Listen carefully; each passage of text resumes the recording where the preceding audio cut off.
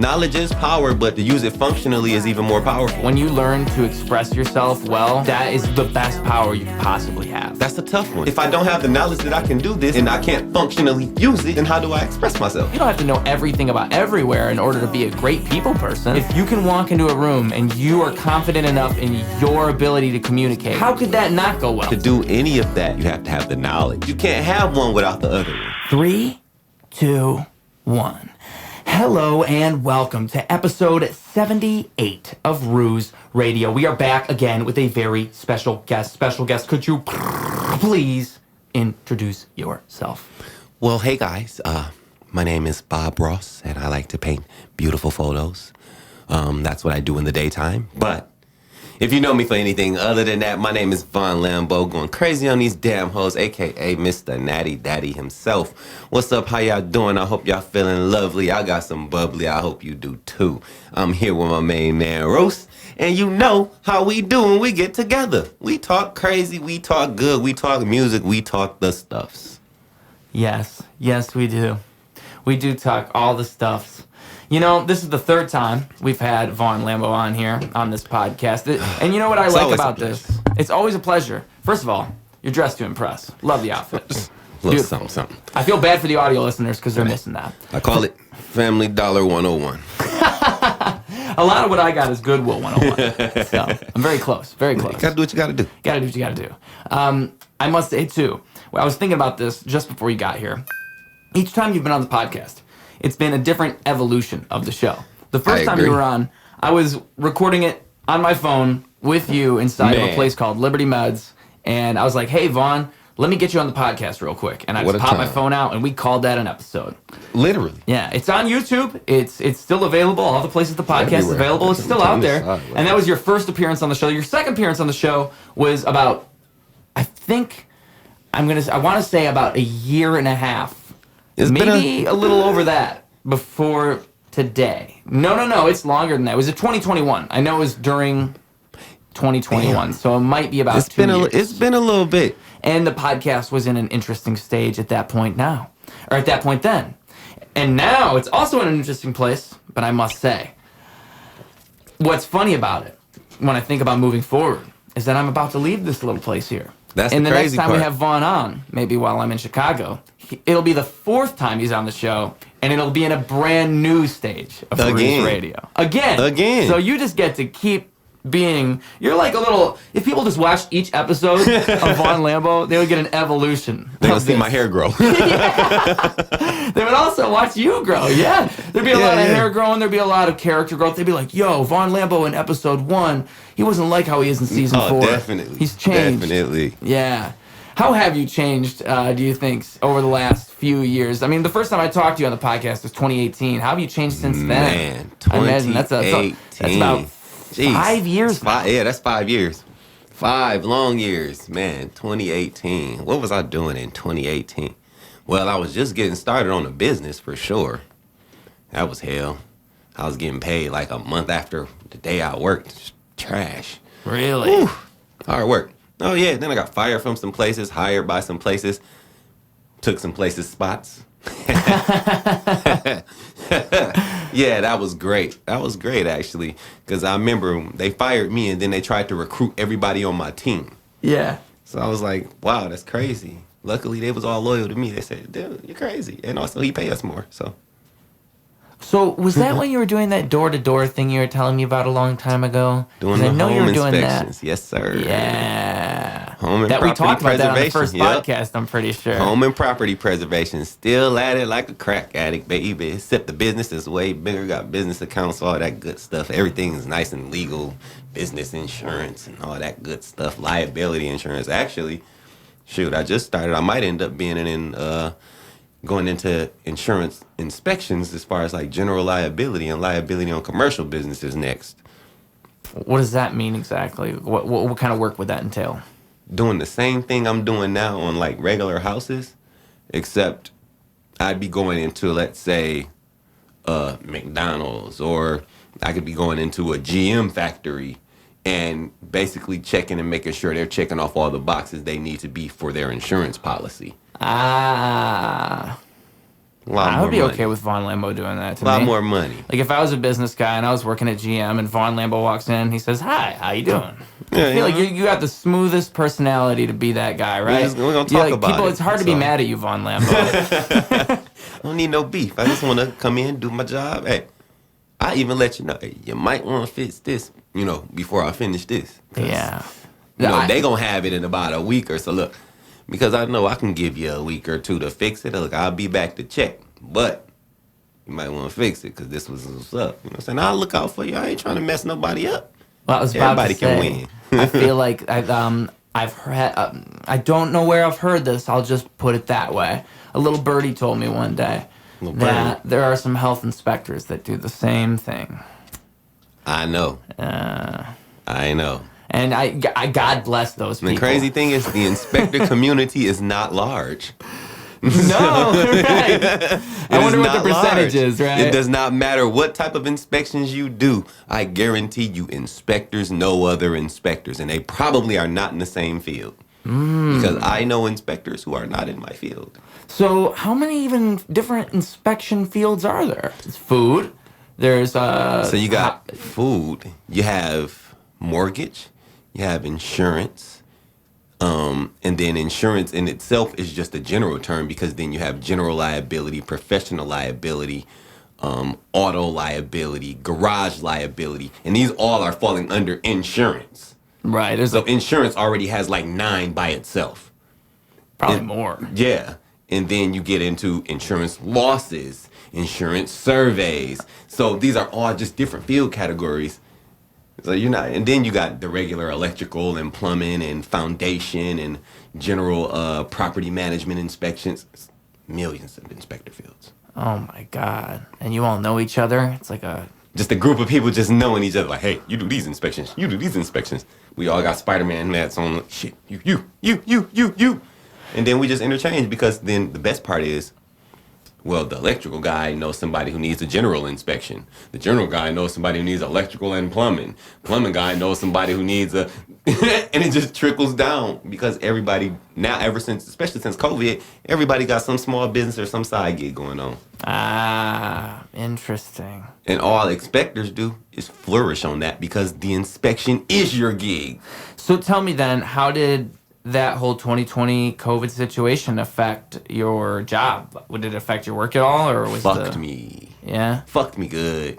Yeah, fucked me good. Like no, really, I was was literally out of work for that whole time. I was like, I started back.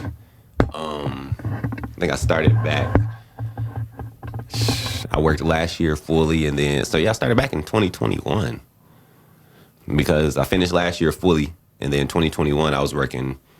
Like, whatever the fuck I could grab. Yeah. Then I ended up working for Financial Plus. Like, hey, I'm a banker now. Get money. Get money. It actually sounds like a decent job. The crazy thing is, this is how you know it's just the most uncommon shit in the world. Because, one, typically only like the HR department or, the hiring people see your resume, right? My resume floated through this whole company. And everybody, no matter where, they're like, you got the most colorful resume we've ever seen. Why does everybody know what my resume look like? That's crazy. Like they showed it to everyone. Right, like because when you look at, don't get me wrong, my resume is pretty crazy. But like, why everybody gotta know? Maybe that's just something they say to people to mess with them. Like, nah, there's no way everyone saw your resume, right? That's wild. Nobody said it to the other 2 people that got hired in with me. Nobody ever said that to them, ever. We all work together, same department, everything. I'm going to different departments. Oh, you're that guy. Your resume is so colorful. That's weird. Don't get me wrong. My resume is colorful. It shows that I ran 1, 2, 3 different businesses, 2 of which were music. 1 was a marketing business. It shows that I worked for Delphi. And then I also worked at Family Dollar. Yeah. So, like, you know what I'm saying? It starts getting more colorful from there because then you see I was marketing at a window shop. And then I wasn't marketing at a window shop. I was now doing field marketing for their competitors, which was windows and doors and roofs. Like, you see a bunch of shit in there. Then you see I worked for Vector and sold Cutco knives and made like 2 bands a week. And you're like, what the fuck? How did he even make money doing that shit? So yeah, my resume is pretty colorful. Interesting. And then now I get to add them to it. Yeah, I was a banker. Did that. Like, and then you still seeing that whole time I've been running this home inspection and property preservation business. Yes. The whole time. I didn't even realize when I was asking you questions about it that you were still doing it. I thought that was like a previous business of yours. Still running. I have hired subcontractors. I had an HR department. But, HR department on leave right now until we pick up these commercial gigs. Well, that's okay. Interesting. HR department. How's that? That must be fun to manage. It is. Because it takes less calling work. Them up and then saying, let's work on me. All I got to do is send a text or make a call. Hey, yep, need this, need that. Bam, bam. And they get it done like that. No question. I got the best HR department in the world. I tell you that. I mean, when people say sometimes it ain't good to work with your friends, that just depends on what kind of friends you got. Because my HR department is one of my best friends, and the motherfucker ain't did me wrong not once. Did me better than what I asked for, honestly. So how do you achieve that? Like, how'd you find this person? Well, I guess said person actually kind of found me. Ah, really? We was already friends and all that, but she was just like, yeah, I'm trying to do more work from home stuff, so I can, chill with my family. I said, yeah. I got some at-home stuff you can do because I would rather not be doing it. And I'm willing to pay you a nice amount because I pride myself in anybody that works with me not making less than $20 an hour. So you're not going to make less than $20 an hour.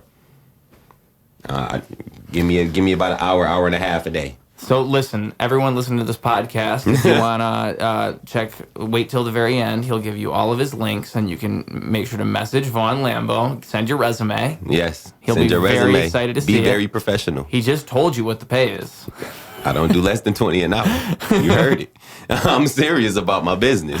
Yeah, man. I mean, I think that the hard part for a lot of people is just finding people, and then I guess finding the funding for that too. Like, I mean, you just have to be able to believe in yourself that much, or get to a point where you're making that much money. Yeah, one of the two. How I like to think about it now is that there's a story that we tell ourselves, and then we have to get to the point, like maybe we know the ending of that story, right? Mm-hmm. But how do we get there? What makes sense? What's the middle of that story? We're at the beginning. Thing. What's the ending? Crazy and how do we thing. get there? So what you just said, this is what make it crazy, because me and my brother Sway, we talk about shit like this all the time. So the one thing we came up with is, here it is. Here's how you get to your ending. Okay. It's not easy. First and foremost, it's not easy because it requires like change of habit, change of thought, all of that shit. But it's a way there though. It is a way. It's not the only way, but it is a way. So everybody knows, their end game, basically, as far as what they want to have, who they want to be, like, what you want to look like physically and all of this shit, right? We all know that. We have that supreme version of ourselves who's living this type of way, living in this type of place. I look like this now, I'm driving this, all that. We all know what that person looks like. The problem is, and the difference is between you and that person is what that person did to get there. So the thing is, when you going and making your regular decisions every day, when you're going and thinking about what you finna eat, when you're going and thinking about who you finna talk to, who you not finna talk to, you have to think, what did that person do? When you wake up, you going to go back to sleep for try to take a nap before you go to work, or you going to get up and deal with that person you thought you were going to be did? Because that person didn't go back to sleep when they woke up at 7. They went up and started doing something that got them to that. So what are you going to do? You got to make changes. If you don't make changes, that person you envision yourself to be is always going to be that person you envision yourself to be. Do you hear me? Because if you always just envision it, that's all it's going to be. So you got to do the work. So for me personally, that means, again, when I wake up at 7, it don't mean go back to sleep because I don't got to be at work till 12. It means get the fuck up, go eat some breakfast, make a smoothie or something, go work out, go do something that furthers the goal. Because the goal is to be this entrepreneur who happens to make music and makes a wealthy amount from it as well. But I'm running multiple businesses, and I can't do that if I'm going back to bed. I got to get up, get out, and move. It's simple. Yeah. But it's hard. That's the thing. It's simple. The path is simple. You can follow it or not. You could be that person you envision, or you could not be. But that's every choice you make, though. You have to make a choice like that person would have. You can't make it like you will right now. Yeah, exactly. It's almost like playing a different character, right? Like, you know that's not the character you are, so how do I become that other character? And I guess it goes along with that phrase, too, fake it till you make it, because... It's playing the game. It's literally, it's like playing a video game. You know if you playing motherfucking 2K. Best example. They start you off dirt as hell, you're garbage, you 60. You ain't shit. You can't stand with these people in the league. What you gonna do? You got two ways to get better. One, you got a lot of money, so you can just go buy all the VC you need. Most people don't got a lot of money. Not expendable because they got bills and shit. So what's the other way? Grind it out. Make better decisions. Because if you make better decisions on the court, your grade goes up, you get paid more. 2K ain't doing nothing but telling you how to play life. Make the decisions to level up. Remember when they dropped the Flint cards and everybody was so mad because, oh, my overall is... But did you put it in the work in case they dropped another set? Because what if they drop another set tomorrow? Is your overall going to be better or is it going to be worse? What did you do? Yeah. Have you put in the work? No? Yeah. You just cried and cried? And that's the thing. We talk about that. And I think a lot of my problem before, too, when I think about myself, is just that I looked at the work as like this gigantic mountain when I think, But it is. It is, but if your goal is to do what you want to do, like, you can't look at it that way. Like, that's the problem, right? If you want to do this, if you it's gotta your look at dream, it different you have to perspective. look at it from a different perspective. Like, I agree. How do I, it's like what we're talking agree about. with that. How do I get to where I want to be? Well, it's not by looking at this like, I gotta... Like, when you get up at 7 a.m, you're not dreading getting out of bed. You're thinking, hell yeah, this is the guy I want to be. Yeah, because that person would have he would have got the fuck up. He would have rolled over and been like, all right, time to start moving you up. And you're looking at it the right way, and that's how you achieve it. If you're looking at it wrong, and you can't even change it. And don't get me wrong, I get up at 7. Yeah. But I don't communicate with anyone until after 12. Oh, no, that's genius. Like, for real. That's smart. Like, people text me, people call my phone. People from work call my phone. They already know the best way to communicate with me is email. I don't play that shit. I want traceable. When we talking business, I want traceable. Folks, what Vaughn Lambo is telling you is that when World War III starts at noon, he won't know until 3 p.m. Straight up, send me an email. You said 3, right? You can't. I won't contact you until noon. Noon? Yep. Oh, okay. So when it starts at 9 a.m. No, it starts at 9. If you're calling me, I'm not going to get it. If you send me an email, I'm going to see it. I'm not going to respond, and I'm going to move accordingly. Yeah. You'll hear the sirens, maybe. You got to take your time. The thing is, when you get up, you don't want to, like, for most people, when they wake up, they dive right into their phone. Yeah. It's social media this, social media that. I'm not getting up and feeling myself with that. No, it's bad for you, for sure. I'm not doing that. Especially the first thing in the morning. I'm ignoring everything. You can't even reach me till noon. Right. I mean, I feel like it's... Because, I mean, that's the worst thing you could do. But even just interacting with people in general, like, that's the smaller version of that. Yeah. And you shouldn't even do that when you wake up. No, like, just minimize the amount of interaction. You should really wake up and be with yourself for a minute. Exactly. That's it. You know what I want to tell you now, together. too? Have you... there's a neuroscientist from Harvard. His name is Andrew Huberman, and he's got a podcast on YouTube called The Huberman Lab. I've heard of Huberman. Dude, he's awesome. He's going to be on the podcast one day. He's one of the dream guests. He's on the list. He's going to be on the podcast. Don't worry, I'll get him here. Yeah. I'll get him here. Hey, the 7 degrees of Kevin Bacon. I'm probably close to him already, and I don't even realize it, right? So, This also reminds me of fucking Manifest. I don't know if you watched that or not. If you watch Manifest, but it's funny because what they call it is the glow, basically. So, chick lost her husband, who she had only been attracted through all this miraculous bullshit. But he's in what they call the glow, so he's dead, basically, but he's with the all. Okay. So, he's like, bro, there's so many millions of times we could have met. From the time that we was kids all the way up until when we actually met. And he's just listing them up. He's like, well, when you was doing this shit in the store, I was 2 hours over. Who fucking knew? When you was getting off the plane, I was actually doing the taxi driver that night, driving people around. Who the fuck knew? Blah, blah, blah, blah. So it's like, all those small little coincidences, they can always be, they can be something. Well, yeah, there's synchronicities in the universe for sure. Mm-hmm. I like to imagine that. Well, I mean, I like to put it first of all that even if the way things are don't happen for a reason, things don't line up, and it is all random. Random would bullshit. It not be better to look at it as if things did happen for a reason? Like either way, wouldn't the better perspective, the more healthy one be?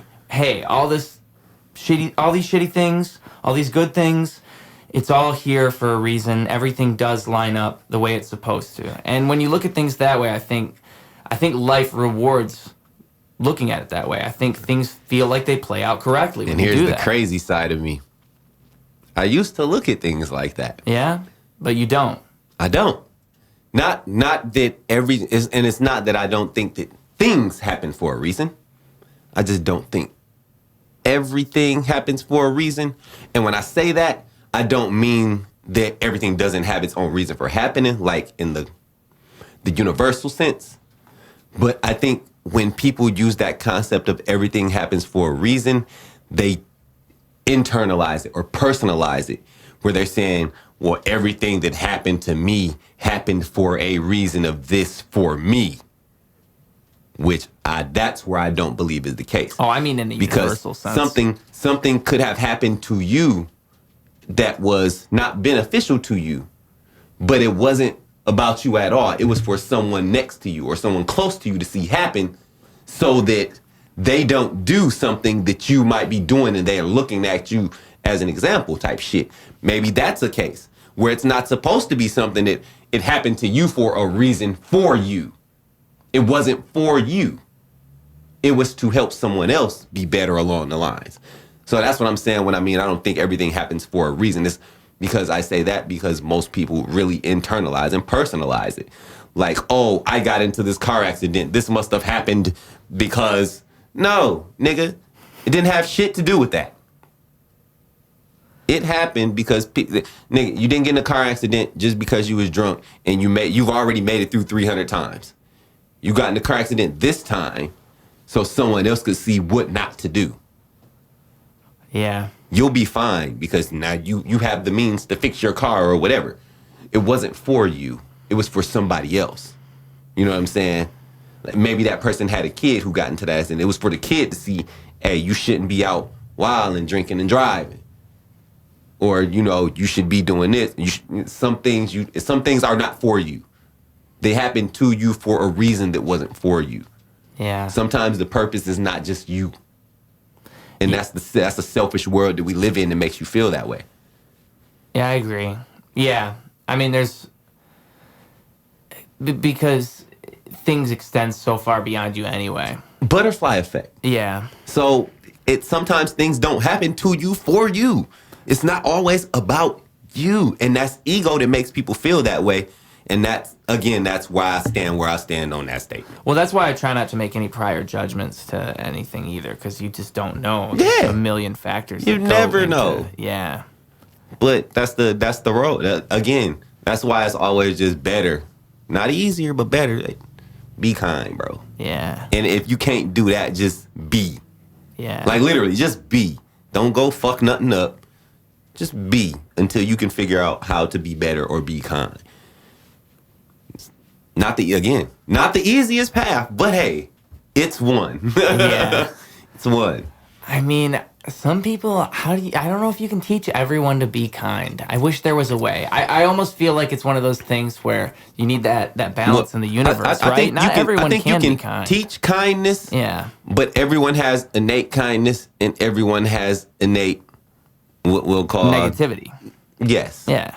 I think everyone has that, and that's where the balance lies.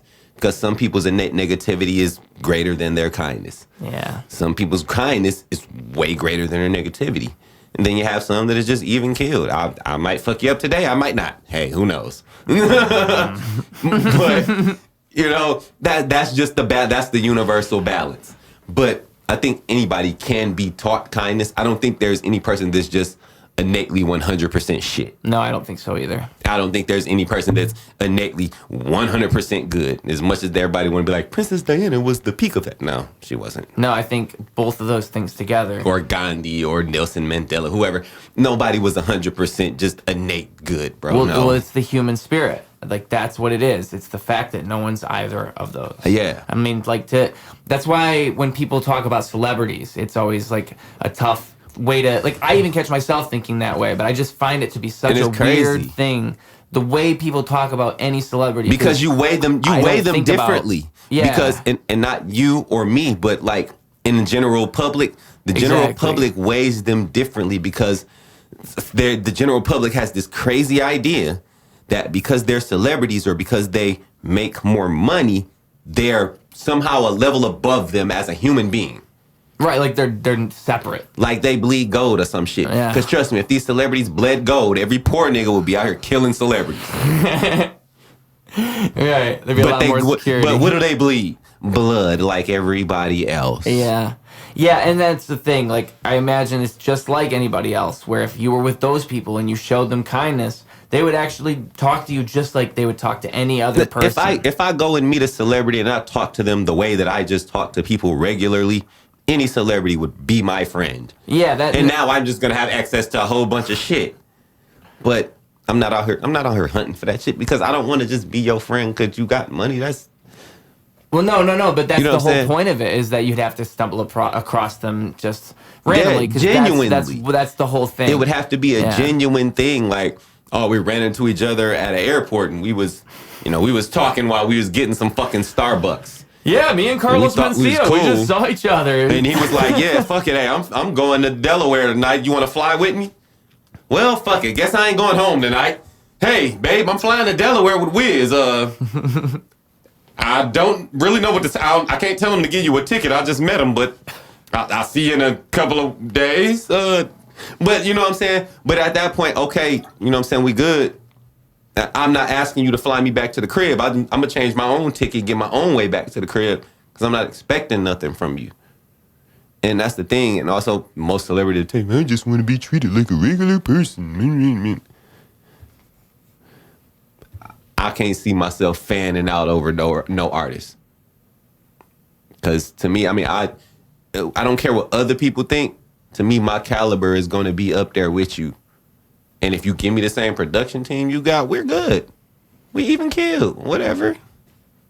We can just be friends on making music. We good. I don't know. I've never met somebody super famous. I feel like one thing that you'd probably notice is that they'd be really weird to talk to. They're probably weirder to talk to than the people. I haven't met like a shit ton of famous people or nothing like. I imagine, yeah. I mean, I did. I had a tour, like it was like 2013 or some shit. But basically, at the time, like Day 26 was trying to revive they shit. So I met like a few of them on tour. Rob was on tour with us. Like, we actually follow each other on Twitter and shit. But, you know what I'm saying? Just a cool dude. You feel me? He was chill. I didn't really mention shit about the TV show because, again, I'm not enamored by that shit. I don't care. Well, right? Yeah, and that's the right way to think about it, right? Like, and I'm just out like, some people cool, are in there bro. like, whoa. No, I'm just out like, we cool, you know what I'm saying? And you meet people, bro, and people is people. Yeah. You feel me? Like, the only person I would have fanned out over is dead. Kobe Bean Bryant, man. Rest in peace to the GOAT. You know what's a fun video of but someone I met Kobe before, too. I got a great example of someone fanning out to somebody. It's an unexpected duo. Eminem was on Mike Tyson's podcast. What? Yeah, and Eminem doesn't really even do interviews. And the whole time you can tell, like, Eminem is he's excited and nervous to meet Mike Tyson. And it's just like, I'd be excited and nervous to meet Eminem. I'd be nervous. Shit. I ain't gonna lie. I meet Mike Tyson. I ain't gonna say I'd be excited. Like, I'll probably be like, yeah, that's what's up. But I would be nervous. Well, Eminem grew up watching him. What if I make a joke and then this nigga's like, that shit ain't funny, and he punched me in the face? Bink. I don't know.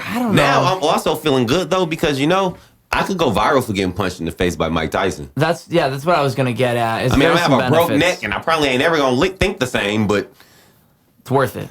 Nah, it ain't worth it. I don't want to do. I'll get this nigga. I'll give him one of his own gummies. Hey, here's a Holyfield ear.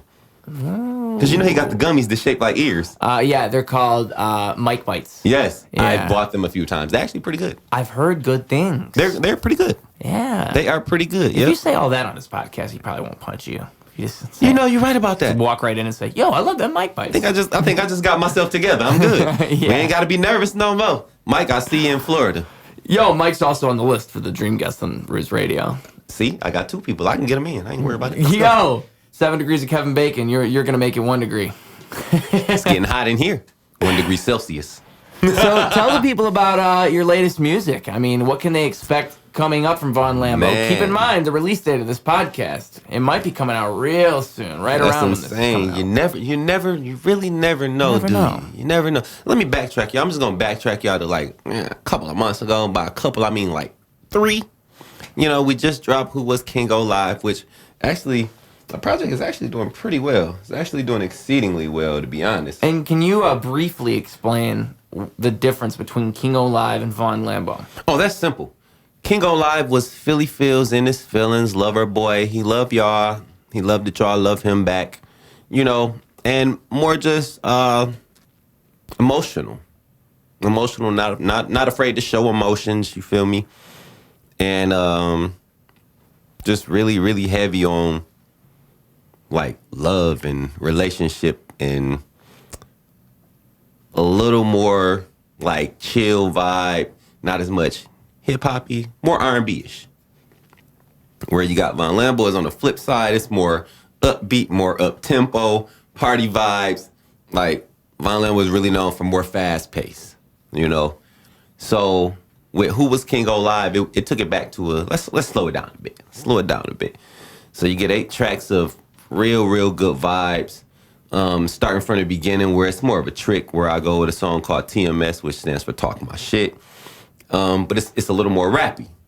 And as you literally go through the project, the rap starts to dissipate. So you go from Talking My Shit to Entangled, which you already know. And we're talking entanglements. So it's slowing down. Then you get to dance to this. It slows it down a little more. It's more like a R&B joint. And as you progress through the rest of the project, it just follows suit. So what's probably you're going to see next is something like real crazy. I won't say that it's Kingo Live, but you'll get a little bit of vibes from that. But it's definitely going to give you that fast-paced party vibe from Vaughn Lambo. And, thank you, Mr. Smoke One, for putting all the production together as we getting things coming together. You're probably going to see it this summer. I'm not going to lie, you're going to see it this summer because... yeah, why not drop another one for you? I might drop 3 this year. Who knows? It's enough music backstop. Trust me. I might play one, but you never know. You never know. We'll see. How would you describe the amount of music that you have on your backlog if you had to put it into words? How many songs he got? A lot. A lot. A lot. If I looked at my phone right now, I could show you 70 on backlog. Wow. That's in my phone. Just on the phone. That's just in my phone. Those are the 70 that I play in recurrence from time to time. Yeah. Then you go to the laptop where you got those 70 plus probably another 70. So with that being said, then, it's clear that you don't make music for any reason that's beyond organic, I suppose, right? Like you're making it simply to make the music, and then I love the music. Picking what you think is going to resonate the most, and that's how you select the songs you release, or is it just kind of like what would work the best on a project? I'm not gonna lie, this is the one thing about me that's the most organic. Yeah. The music I release is based on how I feel at the time. Oh, that's interesting. Okay. So I could have songs where they might be 3 years old, but never been released. And they fit with a song I made 3 days ago because I feel that way. Yeah. And so, like, even on Who Was King Go Live, some of those songs are 2-3 years old. Nobody's heard them because I didn't release them. And as I sat and gathered the music and was compiling, going over the months and year and a half of recording and re-recording and figuring out what songs went where and how I felt, those are the songs that came about. So not all of those songs is just, oh, he recorded it last month or he recorded it last year. Some of those songs is 3 years old. like they were recorded before, and then I went and re-recorded them again at the studio with Dream to compile this project because I worked solely with Dream on that project. So he did all the engineering, all the mixing, all the mastering. Hey, shout out to Cloudsville. Appreciate that, man. He does a good job. Shout out Dream. We just had him on the podcast, and we're planning on having him on again Look before at that. Ruse makes the official move. Look at that. Chicago. Hey, see? It's a wonderful world here when everybody networking. It's just love. Yeah. But yeah, that was an exclusive thing I did with him, and he did that masterpiece. Masterpiece. Who was King O Live? You can play it anywhere, play it everywhere. You know, and we're actually getting ready to get some visuals going for that. Ooh. Which is going to be really, really fun. Do you have any idea which direction you're headed with that? Well, honestly, yeah. Yeah. Yeah. For the first time, yeah. So For the first time. Yeah. So it's like For everything. the very first time. Everything that we're gonna do, each song is actually gonna get a video. I'm not gonna skip any song. All 8 songs will get a video. Okay. And each video is, and here's the whole general idea. Each video will be able to be played right after the other simultaneously to create one story. Like a film. Right. And then after each one, after the last video has dropped, I'll drop them all simultaneously with the edits as one, basically one short film. It's about 30, 35 minutes as like basically an episode. But all the videos will be together, and then the cut scenes or B-roll scenes and everything will tie everything in. So Okay. each video will be separate, but the B-roll scenes that bring you from video 1 to video 2, 2 to 3, 3 to 4 will all help tie the entire story together. That's the goal for that. So separate yet connected. Exactly. Yeah. That's the goal. So, yeah, and then the plan is to hopefully shoot some stuff here, but then also shoot some stuff down in Atlanta with Monroe. Okay. And is that a whole different project that you're talking about with that different stuff, or is that also the Nope. Because so you're All planning on same splitting stuff. it? Yep, just I splitting see. where we shoot it at. Yeah. So shoot some in Michigan, shoot some down in Georgia. Okay. Yeah, it's for a Just little to bit of kind of change change the scenery up a Yeah. little bit. Keep the storyline all the same, but change the scenery that way. You know, people from Michigan ain't like, oh, this is all Michigan. But then also people from Atlanta would just have a new take on things because I'm not from Atlanta. Yeah. Yeah. You know, so Man. And then any other music on your backlog that you ever plan on dropping? Like, how does that work? Does that stuff just kind of fade into the background? Or, It never- or do you, for me, or do you it just never wait until, fades. like you said, until that moment? Is it always just sitting there waiting for that it's moment? always waiting. And are you waiting for just that click then? Like, hey, there's that song. That's how I'm feeling right now. And then sometimes it's just like I have a lot of moments where I'm like, okay, these songs are just so good. I need to release them. So some might just come out as singles Yeah. here and there, or I might be like, well, these all sound so good. Like, for example, how Jeff did. He was like, well, these are songs I was like, you know, they're not going on a project together. So really, and he only said this at the event, but he's like, you know, this was me spring cleaning some of my backlog. So I just put all these songs here, and that's why it's called spring cleaning. I'm like, bro, Jeff, that's fucking genius, bro. You're a genius.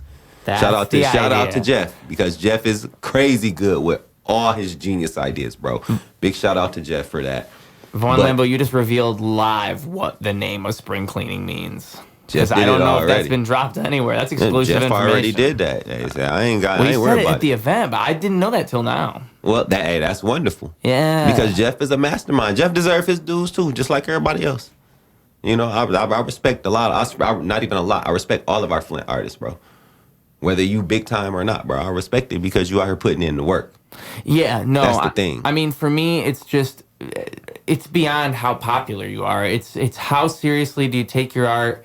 And like when I look at it, does it make me feel anything? It's as simple as And that. that's- But and mainly that's- the second one. that's Mainly the it's, kicker. That's the actually it's almost all the second one. It's just the first Do one. it make me feel anything? Yeah, like Yes. doesn't make me feel anything. Because I mean, yeah, it matters how seriously they take it, but that's beyond. But what all if you that. just saying bullshit? Yeah, exactly. Like you seriously take bullshitting to get it. That so you know what? It is both. Yeah, because You know? some people you do have to like read them out. Like their art's amazing, and then you meet them, you're like, oh, This person is trash. yeah, Shit. it's a big letdown. But for sure, I mean, like it doesn't make me feel anything because that's some art is just genuine on the face of it, and that's how you feel it right away. I mean, that's for me.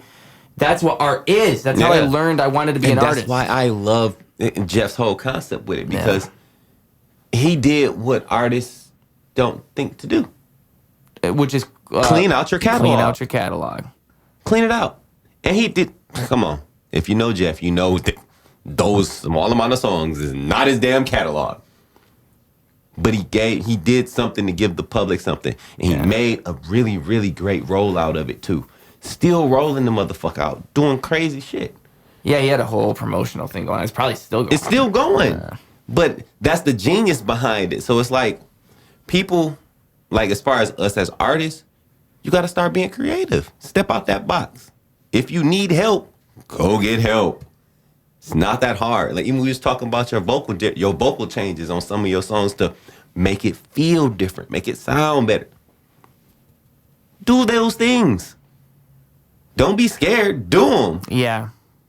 Well, people are just hesitant. I think they're hesitant because they're like, people are going to judge me. They worry that people are going to judge them. They can't make their voice sound funny. And I think that's my problem. Yeah? So I don't give a fuck what you think. No, that's a gift and a curse, but I think it's more of a gift. Like, I think breaking the rules is something that should be done a lot of the time. I think that especially in music. Yeah.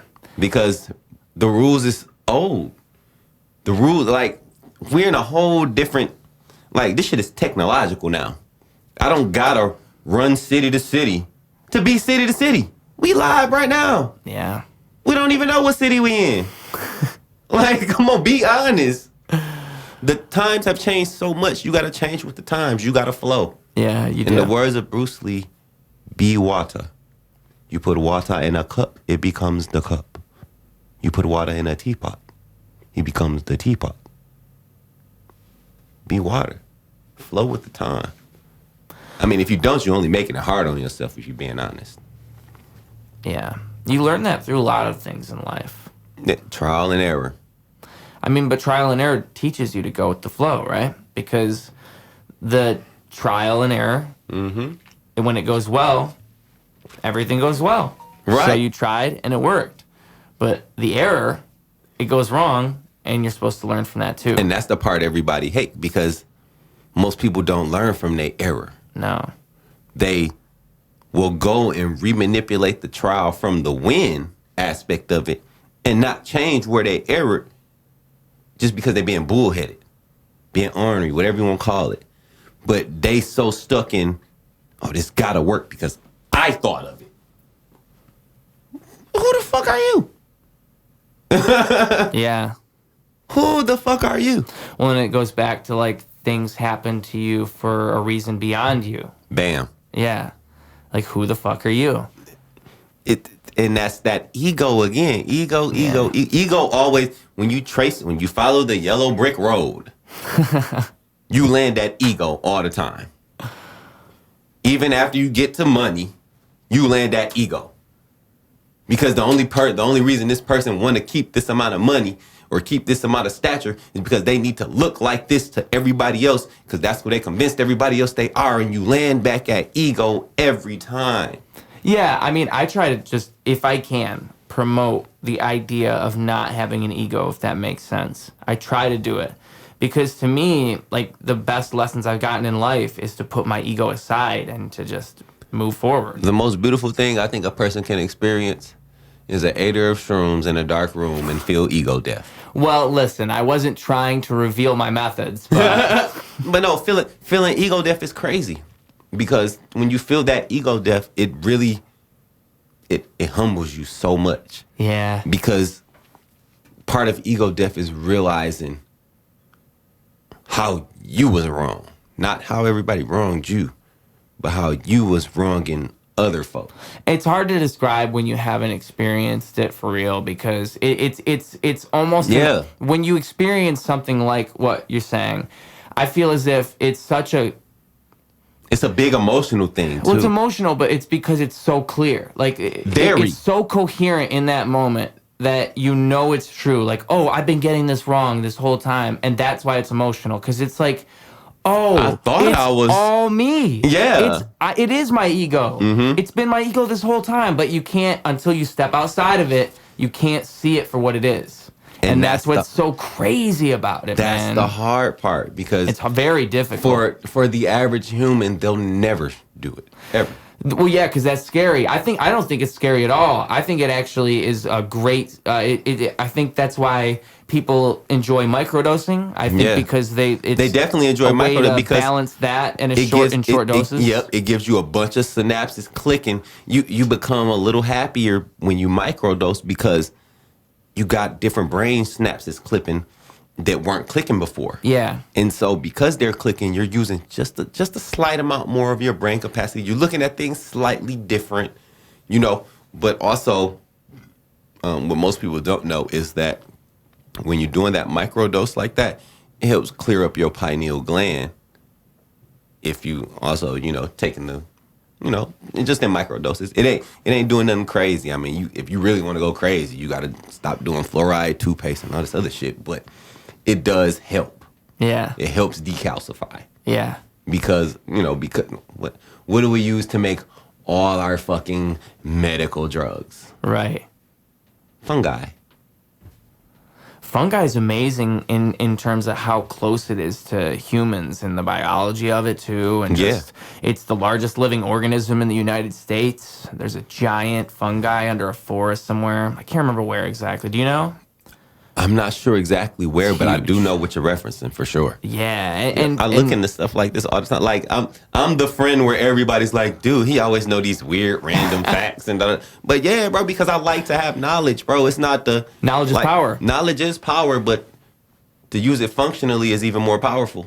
Oh no, well, knowledge is power, but I think the best power that anybody can have is the ability to express their thoughts efficiently. That's the best power you can have. When you learn to express yourself well, that is the best power you could possibly have, because, it's knowing how. Damn, that's a tough one. That's really a hard one to agree or disagree with. You think so? Because I do believe that not only knowledge is power, but the functional use of the knowledge is power. But what you're saying makes a lot of sense too, because it appeals to just basic humanity. Exactly. Again, and that where we get back to the point of, I can get them to come on the show because I can talk to people. Exactly. I'm good with expressing myself. So that's why it's hard to agree and it's hard to disagree, because I think it's agree easy with to both agree, of my them. friend. I think it's easy. I agree with both of them, because if I don't have the knowledge that I can do this and I can't functionally use it, then how do I express myself? Intuitively. And that's why it's like, all right, I don't disagree, but I don't agree, because actually they might just be the same.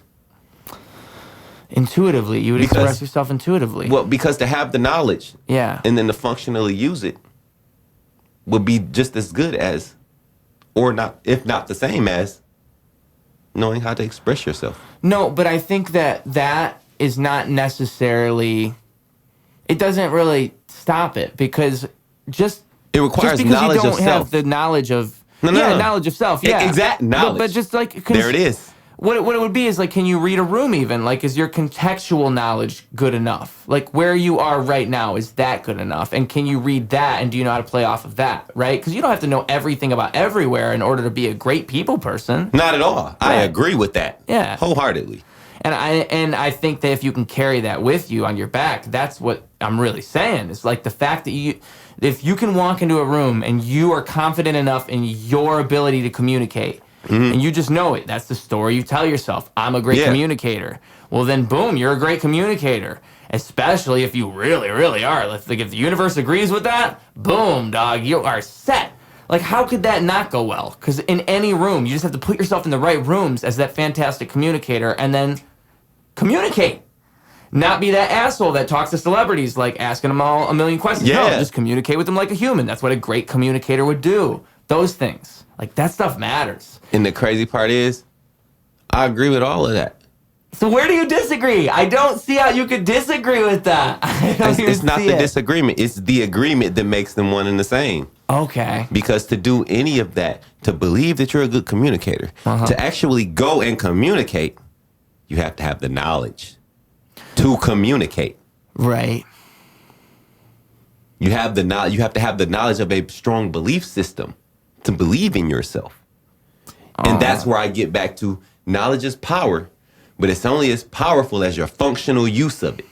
And you're functionally using that in an amazing way. So knowledge is more important. I say they're equally important. Okay. Because if you can't communicate your knowledge, you're kind of stupid. So it's both.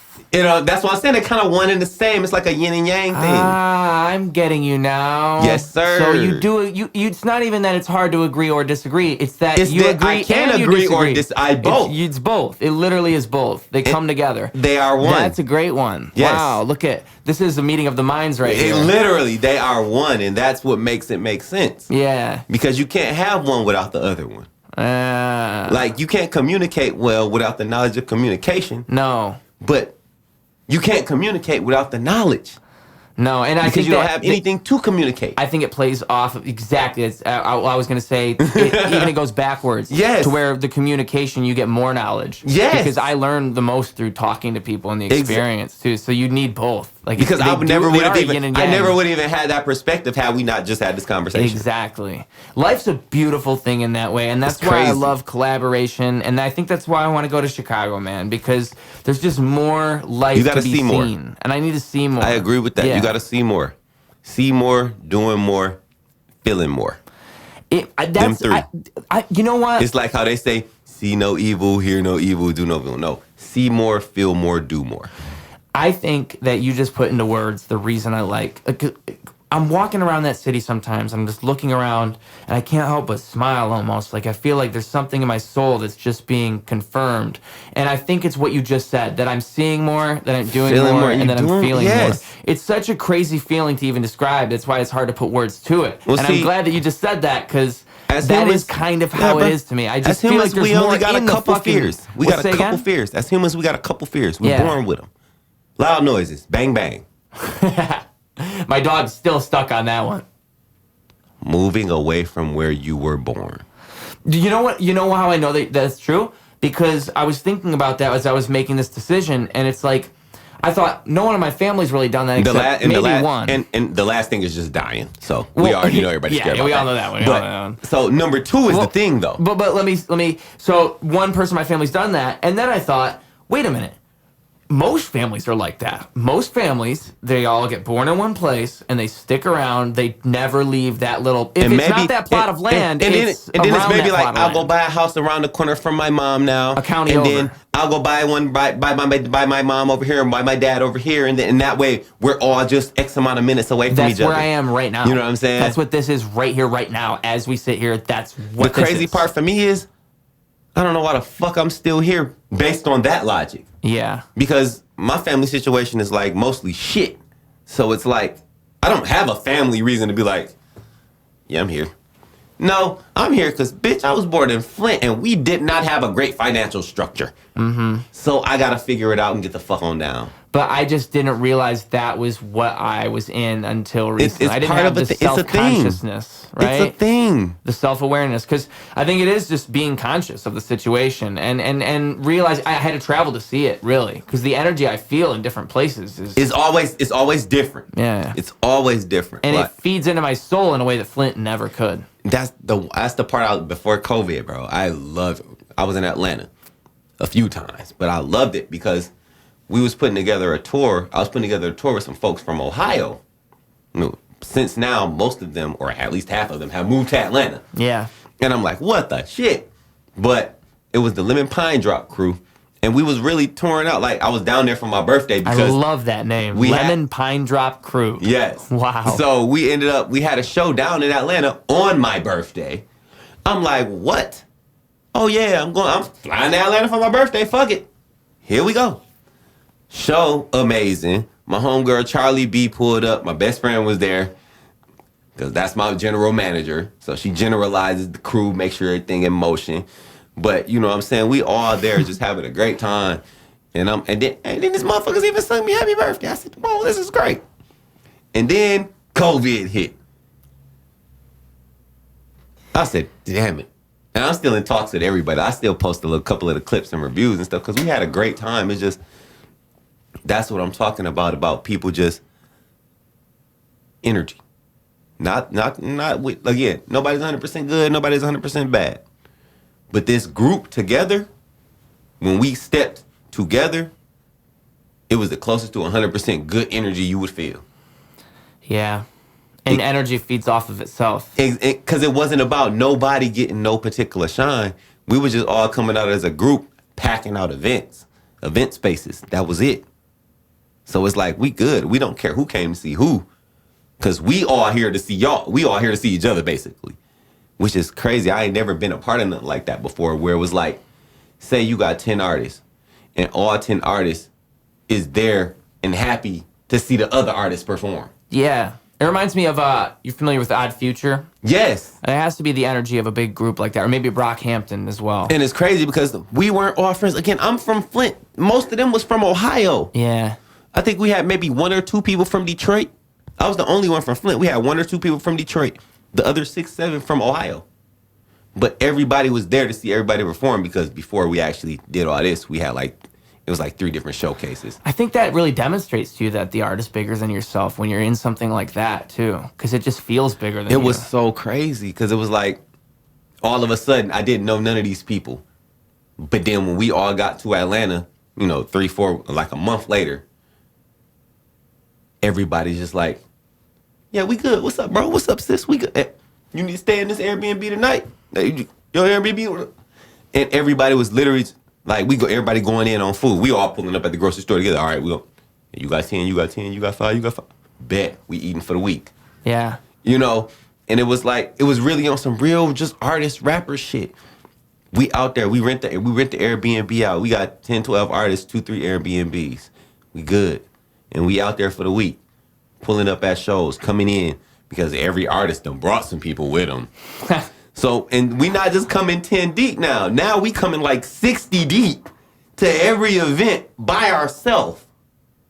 So it's like, just having that type of energy, that type of love, knowing every time you get on stage, you are one of 60.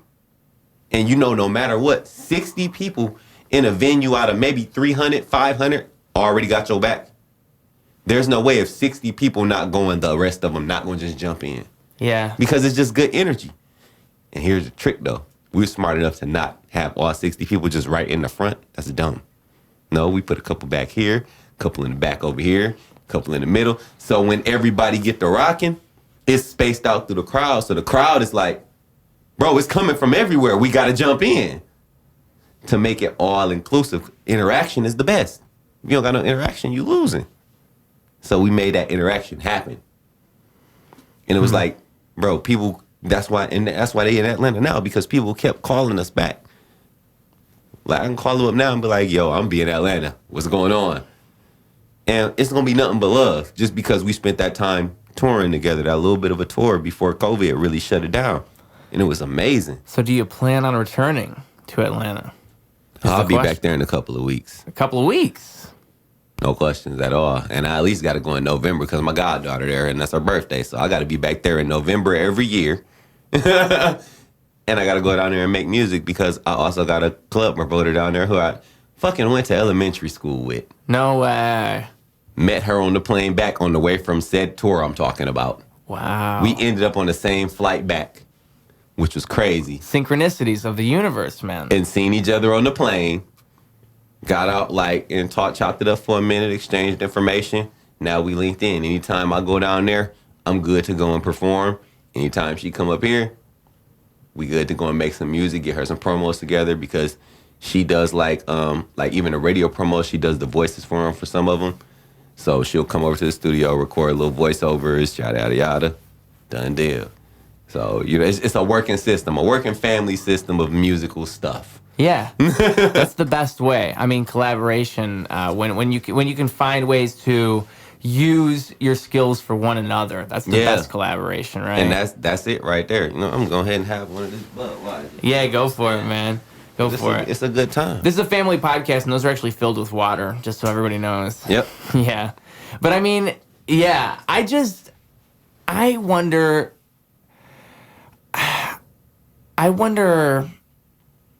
why you're here right now if your music is doing so well down there. At least it was. Like, why not go down there right now and go push your music there if you had that great response before? Like, what's stopping you? I guess it's not a what's stopping me. Just because that group is kind of what brought you there, maybe? A thought process change. Okay. Man, at the time, again, this is all before COVID and all of this. So at the time, I had like a whole family I was taking care of. Family being like my nieces and nephews and all that. So like at the time, I had like 5 kids. So that's a lot. Yeah, I had 5 kids. So I couldn't just roll out because I personally would have felt bad. Leaving 5 kids, 13 and under. That's 66% of Octomom. 13 and under to just be like, yeah, fend for yourself. Oh my God, that's a lot of kids too. Like that young, yeah, you can't. You can't. There's no way. There's literally nothing you can do. I chose not to do that. I chose to bring my ass back and take care of home. I mean, just whatever. And not that I have 5 kids. Again, nieces and nephews, but still, the situation was what it was. So I'm gonna do what I gotta do. That's in me. It's who I am as a person. Gotta do that. But you're not watching 5 kids now. You're not responsible for 5 children anymore. Not responsible for any children. So you're going back in a few weeks. I see. It's time to explore, expound. Let's do better. Let's do more. Yeah. I'm feeling the same way, my friend. I think we're at a similar stage. Mm-hmm. I'm so ready to do more. I mean, I feel like it's a cross path. Yeah. We had to get through some to get to some. For sure. For sure. And that's why I wouldn't take anything away from any of it. I think this experience, just spending so much time honing my craft and having the luxury of being able to do that has only hardened me. That's how I look at it. I've had the chance to just improve so much, and now I feel like I'm at a stage where I can really improved so much, bro. Like it's nuts. I've heard it. I know. Heard it. You're telling me. I've heard it, man. You're telling me the truth, my friend. I've heard it. And that takes that experience. That's what I always tell people, is that it's not a matter of waking up and just being good at mixing your music and recording music and any of that. It's all a craft, and you have to spend time getting better at it if you want to be proficient at whatever it is that you seek to do. I mean, some people are better at other people than other things. It just depends on where your starting point is, I suppose. But that mastery always matters. And I used to think I was the dopest thing ever, and now I look back at that same stuff I released, and I'm like, there's so... I could have did this shit. Yeah. A little cringy, but... And we're all like that. There's so much we don't know. The world is bigger than ourselves. And the universe speaks in bigger ways than ourselves. And we have to listen for it. Exactly. And back to manifest. Listen to the callings, man. Yeah. Your call, you know when you done with something. For example, let's say you're on a slot machine and you put in $5. You've been cranking this bitch for 5 minutes. And now you up to, let's say, not even nothing crazy, but you're up to like $25. And you crank it a couple more times and you're not winning no more. You know in your soul you done winning and you should cash out. Now, whether you try to fight and get it back, that's on you. That goes back to what is that envision person decision going to be? That envision person would have been done. What you going to do? Yeah. It's as simple as that. And I just want to do more, man. That's it. And that's it. Because if we do, honestly, if we do more, you get more. If you give more, you get more. If I give the world more music, I'm going to get more in return. I agree. I don't know what that more is. I can't specifically say, well, since I gave the world more music, I'm going to get, X amount of dollars. Or, no, I could give the world more music and make more connections with different people. I could figure out a different way to better myself. Who knows? Who knows what type of connection you can make? But when you give more, you get more. It's simple as that. And you're going to get more of what you gave. So if you giving love, you're going to get more love. You giving shit, you're going to get more shit. Believe it. Yeah. I've seen people who walk around with a lot of drama.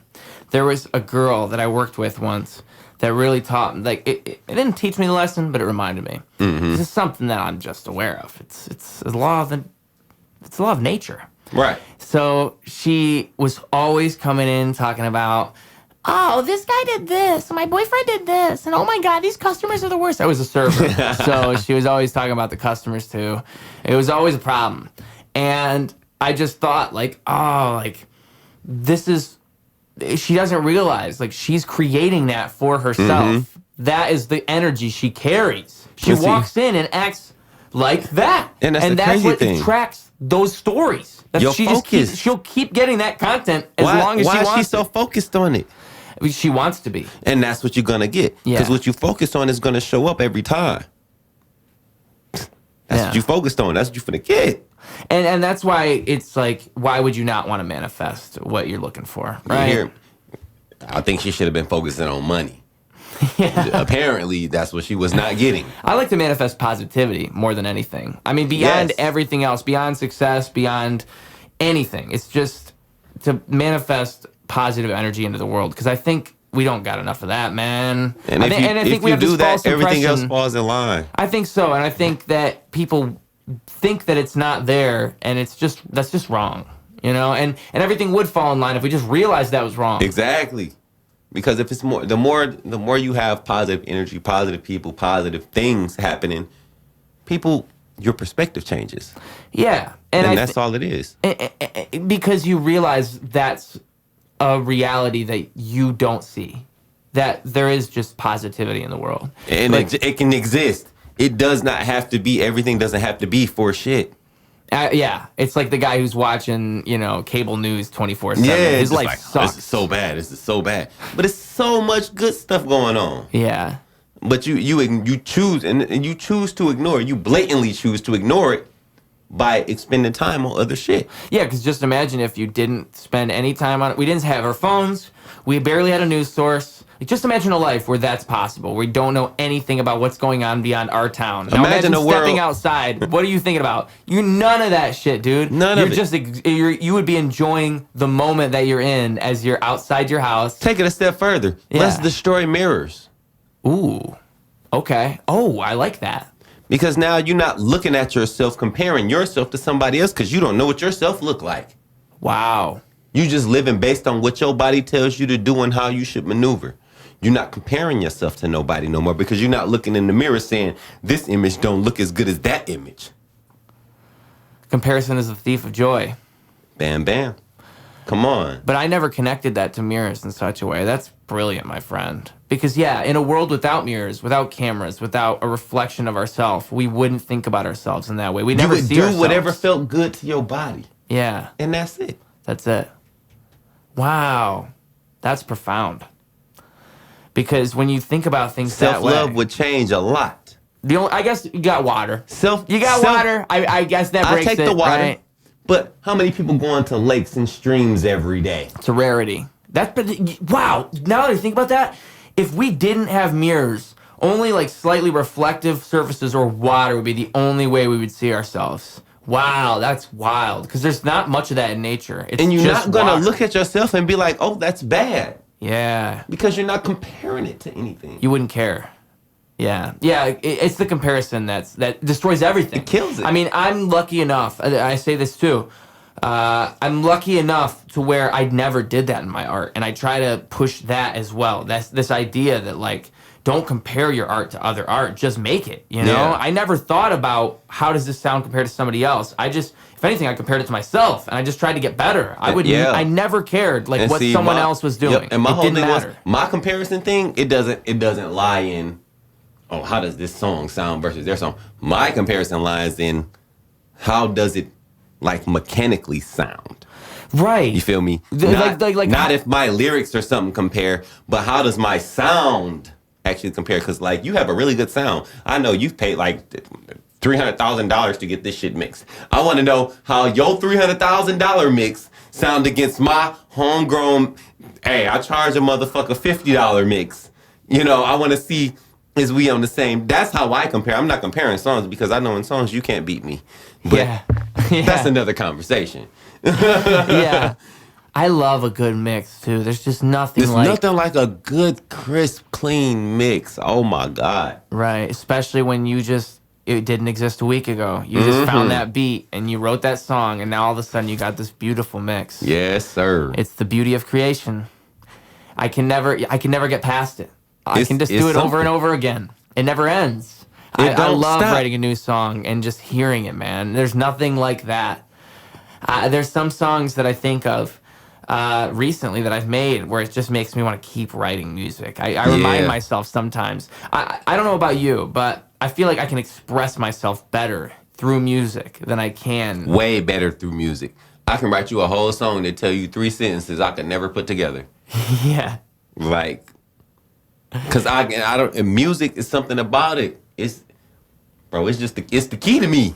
It's the key to me. I can say anything and express it in the most vulnerable yet creative way, to where you can understand where I'm coming from, and like I don't feel no judgment or nothing, cause it's a song. We're not having a conversation. It's a song. Yeah.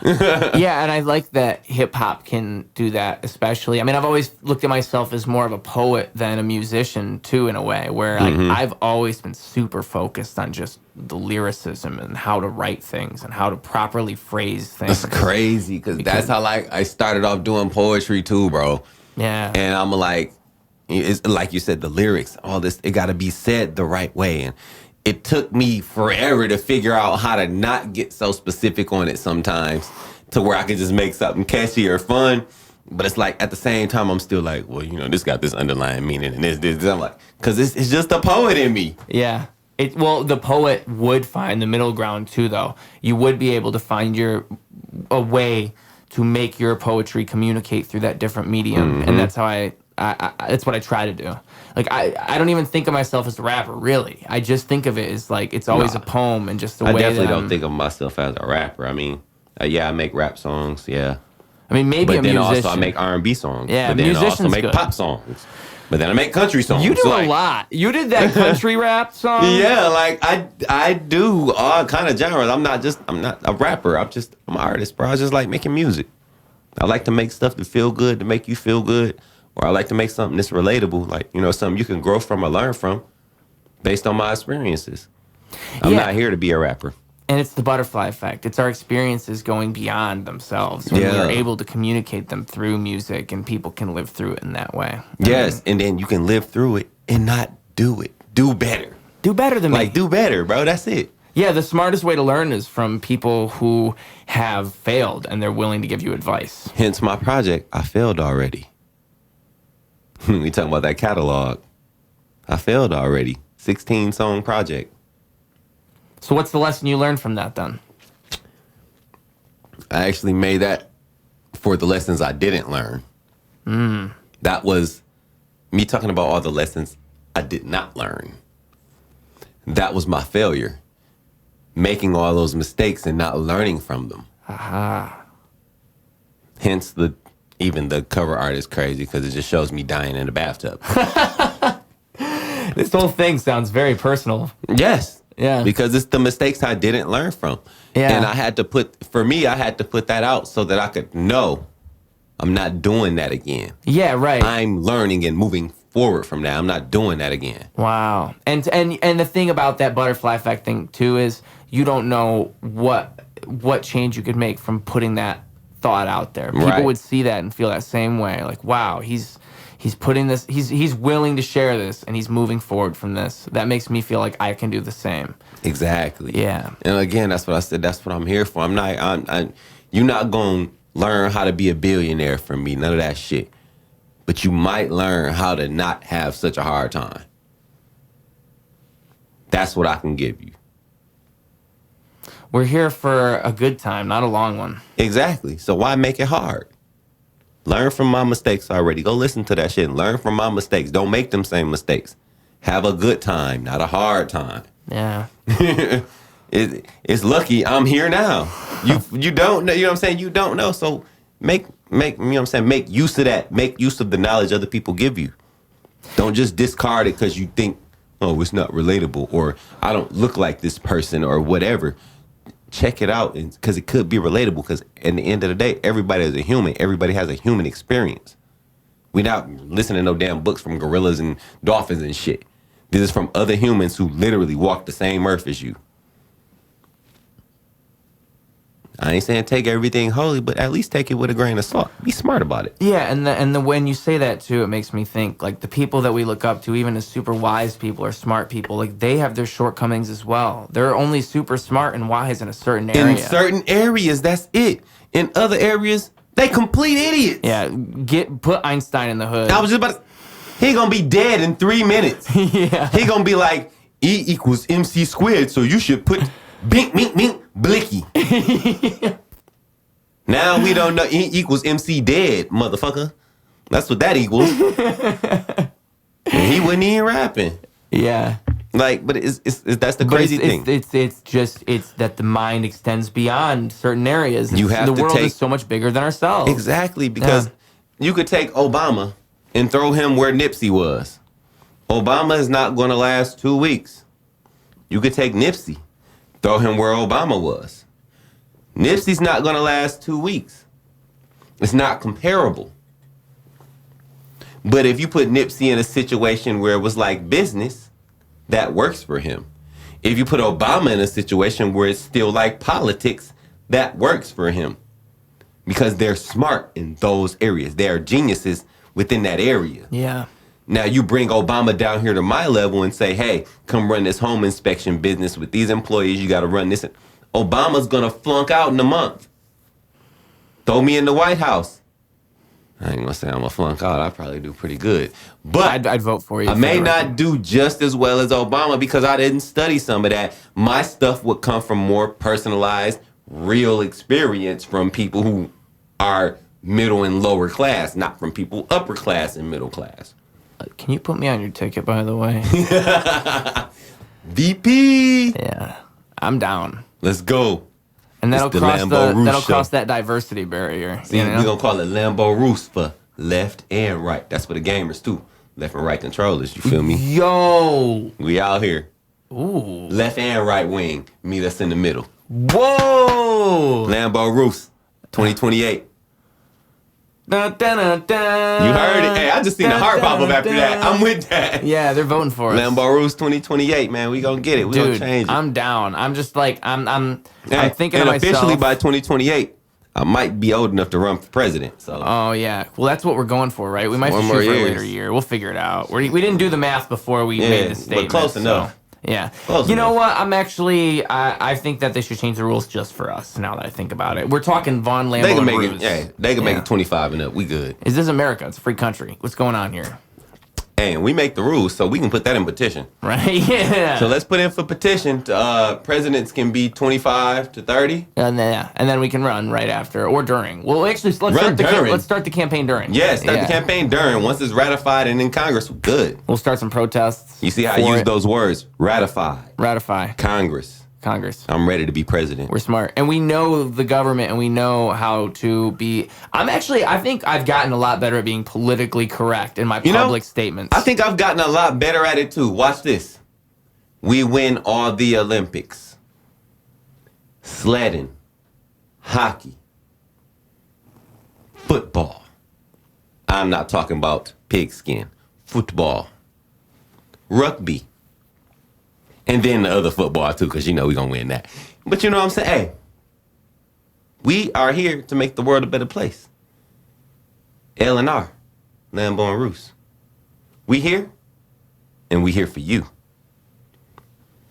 Not only that, people, I would like for you to know that when Vaughn Lambo and I sit down and we speak, we like to talk about people that are struggling, people that have a lot on their plate. People like you. People like me. We were there once. We know how it is. And when we're together, all we try to do is just put our heads together and think, how can we make life better for those people? 2 heads are better than one. And I think that what we like to think about, too, what we like to represent, I think, at least this is how I feel. I think Vaughn could elaborate on this. Yes, sir. Is that we're bringing people together. We're the left and right control. The left and right coming together. We're a yin and yang, if you will. See, you might be left-handed, you might be right-handed. You might be Republican, you might be Democrat, but are you L&R? Because if you're not L&R, then you are not two sides of the coin. You are not one whole piece. And we bringing that together. We bridging the gap. That's what L&R is about. Vote L&R 2028. Let's go. God bless America and the rest of the world. Man, that was beautiful. Trying to tell you, that's how you do it right there. Yeah. I think this campaign is full-fledged now. I think we just nailed it. I think this campaign is full-fledged. I wouldn't doubt it. I think we can actually do this. This seems pretty easy. It does. We're going to get smeared, though. That's the problem. I think it'd be pretty easy to smear me. Like, I don't know about you, but I'd say some pretty rambunctious things. I consider myself a comedian, so... Well, and I have a podcast. It's easy to get content. It's going to be hard to smear me. I'm only tell you one reason why. Anything you can say to smear me, I may agree with and make a joke out of it. No, but that makes it easy to smear you because you play into it. And Makes it hard. You think so? If the country's laughing, the country's voting. See, the country would like a man who's honest with himself. Yes. The country would like a man who can admit his shortcomings and admit that he can become stronger in them places. You're right. You're right. They would not like a person trying to hide. It's what a Jedi Master would do. They would improve. They would admit their shortcomings and improve. And be better. Country wants someone who's better, not worse. You're very correct. They see the principle in that man. Exactly. Now I'm Prince Charlie. I don't know if I could actually do the politics. With all of that being said, I love it, and I'm going to run with you. Don't get me wrong, but politics seems like a mess. Like, if you actually wanted to do it. The crazy part is, like, the people who the faces, they don't do none of the politics. No. They just step out and read whatever somebody gave them on a piece of paper. Yeah. We good. Now, I got some people I can hire who going to write our pieces of paper, though. Oh, if you got that, then I'm down no matter what. Oh, no. I have 1 or 2 set poets with master's degrees. We're going to speak in poem. Have master's degrees, so you know they're going to be able to convey it well. Oh, yeah. I have 2 or 3 people in communications, bachelors, some with masters. I have a few people in TSA. So Don't worry, we can fly wherever we need to go. It's not a big deal. Actually, I just got offered a job from Avis Budget to go ahead and get some benefits. So I might go talk to them in a few days. You never know. Like, life is just fluent and works in the way that we should work it. As long as you give yourself a little bit of leeway. Man, I'm just so ready to get the fuck out of here. Like, you have no idea. I'm excited for you, bro. I ain't gonna lie. When I hear people say these things, all I can think is like, because before I had it set as August 1st for my date to go. And then I was lucky enough to find a place that I can get to in 2 weeks from today as we film this. Actually, earlier than 2 weeks. Fucking nuts. And it was just like, believe me, I was searching. And I think it's like what you just said. I'm looking for it, and I was able to find it because I was looking, right? Because you're looking. The universe was just confirming that this is the way I should be going, and it's because I'm willing to look. And it just feels so right. If you're not willing to look, you're never going to see it. Right? In the words of a million other people, you miss every shot you don't take. I know. But it's true, though. I know. I hate because to say that if you don't take a shot, though, you never have a chance at making it. Well, it's just... And it's like when my boss would always say to me, like, if you never ask, then you don't know. And the worst thing they can say is no. So you're still where you were. And he was like, apply that to whatever you want. And I'm like, that's real. Because like if you work some said job, say you work at Walmart, you feel like you've been doing pretty good over the last 3-6 months. So you go to your boss and you don't ask. Well, you're going to stay where you at. But if you ask, I'm like, yo, boss, can I get a 50-cent raise? You know what I'm saying? I've been busting my ass, showing up on time every day. You know what I'm saying? I'm killing it. The worst thing they can do is say no. But at the same time, it's way better than you not asking because now that's in the back of their head. And they're like, now when they see you, they're like, well, damn, this person really, and keep working your same ethic. But they're like, damn, this person really is busting their ass. Yeah. Now you may just get that call into the office a week or 2 later, like, hey, you hit me up talking about, I see you really is. So here you go. A closed mouth doesn't get fed. Damn. It's all of those things. All of these sayings are in place for a reason. Yeah, because I mean, it's really true, the principle of that, of just like reaching out and just trying to achieve things. Yeah, literally. If you never hit me up and told me you was going to Chicago, I would have never known. I just thought you was still here. Yeah. It is what it is. Well, you know what? Speaking on that, because for one, that's how any of these podcasts happen. In fact, that's how most of the things that have gotten me more feedback, more real interaction with my art. It's crazy. The worst part, I was like, is damn. reaching out in the podcasts and the interviews. It's all of that. I said, this motherfucker going to Chicago? Man, I ain't seen him in like a year. What the fuck? I didn't even know he was still here. What is he doing?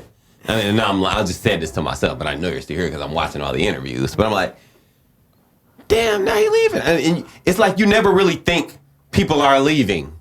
You know what I'm saying? Well, that's the thing I wanted to say, too. Cross your mind. This is what I wanted to say, too, is that I noticed, because that's why I reach out to everybody with that. Everybody I wanted to have on the podcast, I say, hey, I'm going to Chicago real soon. I'd love to have you on the show. Please come through. That's what I've been saying, just because I want them to know the urgency of that. Yeah. Like, hey, come through. But also, yeah, it's like you don't think you like once you link up with somebody and y'all done had a few good vibes, you just it don't cross your mind that and they might be leaving sometime. Yeah, it just don't cross your mind. You're like, we're good now, and you just don't think it. Well, life has a funny way of fooling you into things like that. Boom. Yeah, and I just wanted to say that when I posted on my Facebook page this.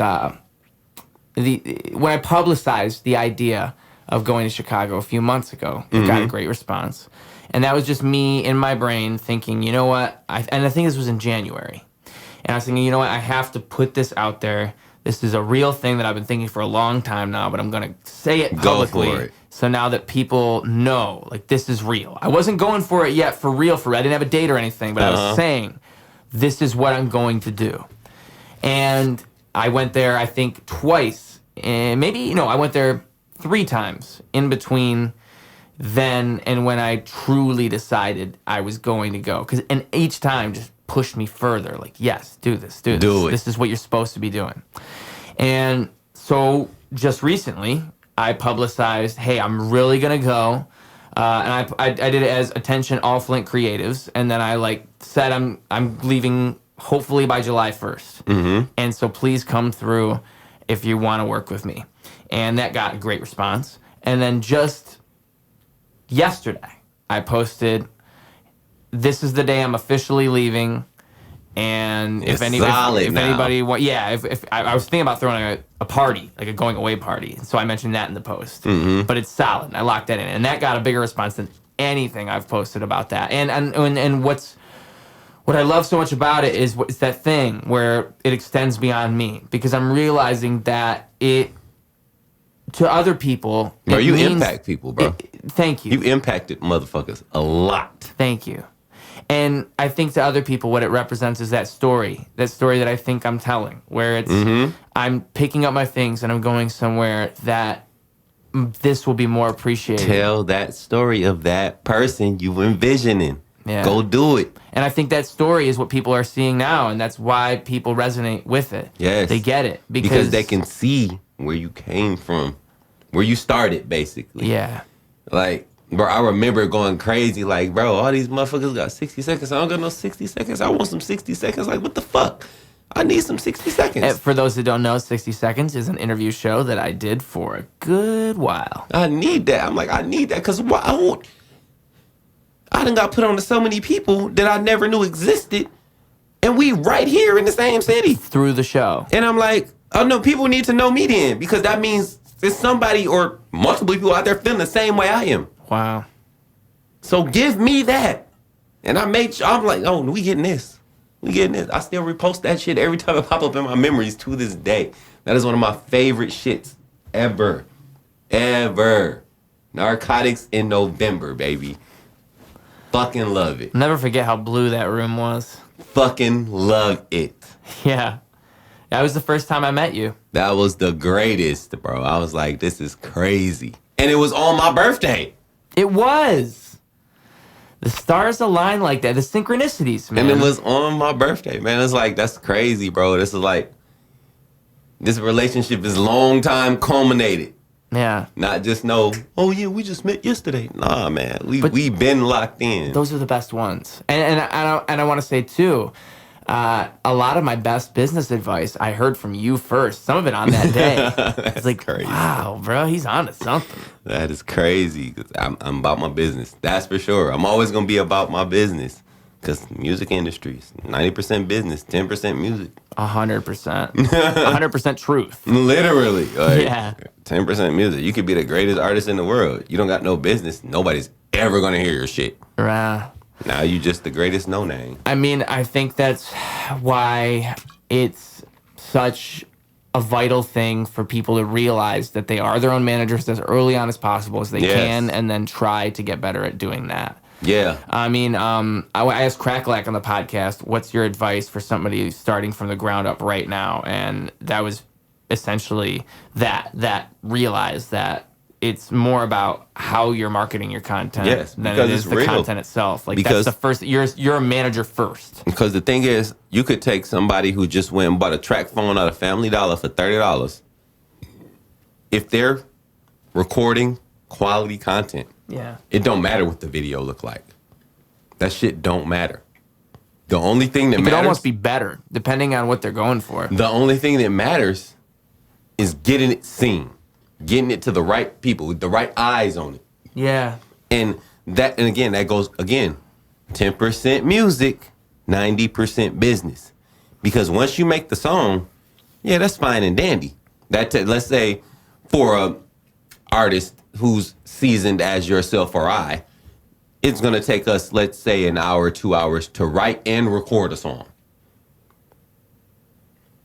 We can put that out at any time. It ain't going nowhere until the business happen. Yeah. So we put that song out, then we put out a couple shitty clips, but the business is great. It's gonna be 1 million people on them. There's gonna be 1 million people on that video in less than a week, and they're gonna be looking for that song. That's how TikTok works. 3 million views on people doing this. And now that song is popular because they heard that little bit of clip. And now the radio has to play that song because that's what everybody's looking for. Yeah, I got one. The Lambo pop. How about that? Hey. Find a way to pop it? Yeah, get in the car. Go ride the whip. Ooh. That's it right there. That's the dance. Bam, bam. Bam, bam. Go ride the whip. The Lambo pop. That's it right there. We got it. That's the dance. Now I just got to make the song to go with it. And that is how you market. Actually, I got the song already. Song number 4. Nope, song number 3 out of the 4. You heard it already. I heard it. Ruse heard it. Ruse gets to hear a lot of exclusive songs. Yeah. Yep, that's it. Just bam. Bam goes right. Hey. It's a TikTok now. We done. Now I'm going to blow up. One song. I'm coming to fly. I'm flying out to Chicago. Meet me on the private jet. I'll be there. I'll be there. I mean, hey. Whichever one of us gets the private jet first, we'll meet the other. How about that? Right. I don't care who get it first. We got a PJ. We is not talking about pajamas. I mean, we could use it definitely while we're on our presidential campaign for sure. It would definitely help out. You think about that. We could fly city to city. Mm-hmm. Come out, perform a song. Well, yeah. You know what? If we were popular musicians, like popular, like popping, like Lambo popping. I'm talking about what he said. If that's the case, and we run then, certified victory. That's how I feel. I think we might have Drake and Kanye as campaign managers. Yo, if we could just run on the foundation that we're running for hip hop, hip hop is what we're If we put Drake and Kanye together, I think we win. I think so. Let's be clear. I think we win. I think so. Because nobody could put Drake and Kanye together except Jay Prince, and he didn't even put them together. Do you think that we have the power of soul within us, or do you think we could bring that peace? Do you think we're capable of that? I think I could do it. I think you could too. I think it's happening. We pull it off. I think it's happening. Because it's literally, it's probably already happening, and then we just need to jump in and assist real quick. We'll call Bill Clinton, call Monica. Yeah. We'll be all right. I think we got this. We'll call Obama and Michelle, put them all together. Oh, I was hoping I could call Obama and Michelle. Can I get Bill then? No, I'm going to call Bill. You call Obama. All right. Why? All right. I mean, I feel like Bill would be tougher than Obama. Obama seems. No, I'm good with Bill. I got Bill. You know him well? Yeah, I'm good with Bill. He was the first black president by axe. Oh. By his axe. That's why the black people accept him, even though he made that horrible law about the black people in jail. Yeah, but we let he him did slide. Do that, didn't he? Basically, the hood community let him slide because he got his dick sucker in the White Office. So yeah, he kind of is gangster too. it's kind of crazy. Yeah, but also Family Guy and the Cleveland Show has humiliated him enough so that we could accept him back into the normal populace. He's kind of just equalized over the years. Yeah, we just using him as a face to get into the motherfucking White House. I see what you're saying. But, that's all. But this is a comedy podcast, and that's not actually our plan. Wink, wink. Hijinks. Yeah. We're actually just going to go with me running for president with my VP. We L&R. Come on, man. We already said this. L&R. L&R coming at you from Ruse Radio. Left and right. How do you want to do it? You want to get right in the middle. I love it, man. Hey, I got a wild question for you. What's your favorite non-existent animal?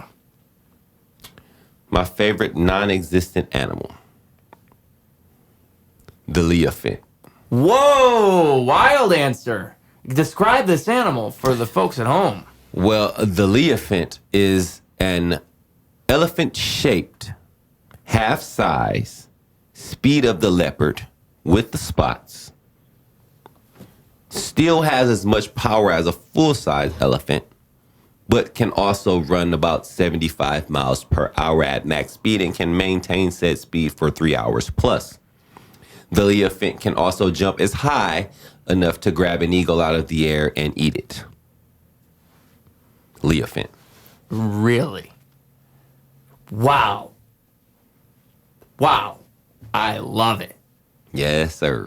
I thought of a kangafint before, but never a leofant. Leofant. Because a kangafint's just like it stands up and it's as big as an elephant, but it's got a pouch.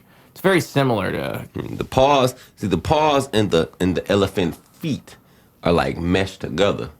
So as to be able to get the speed, but still have the sturdiness of the elephant to be sturdy and not get knocked down.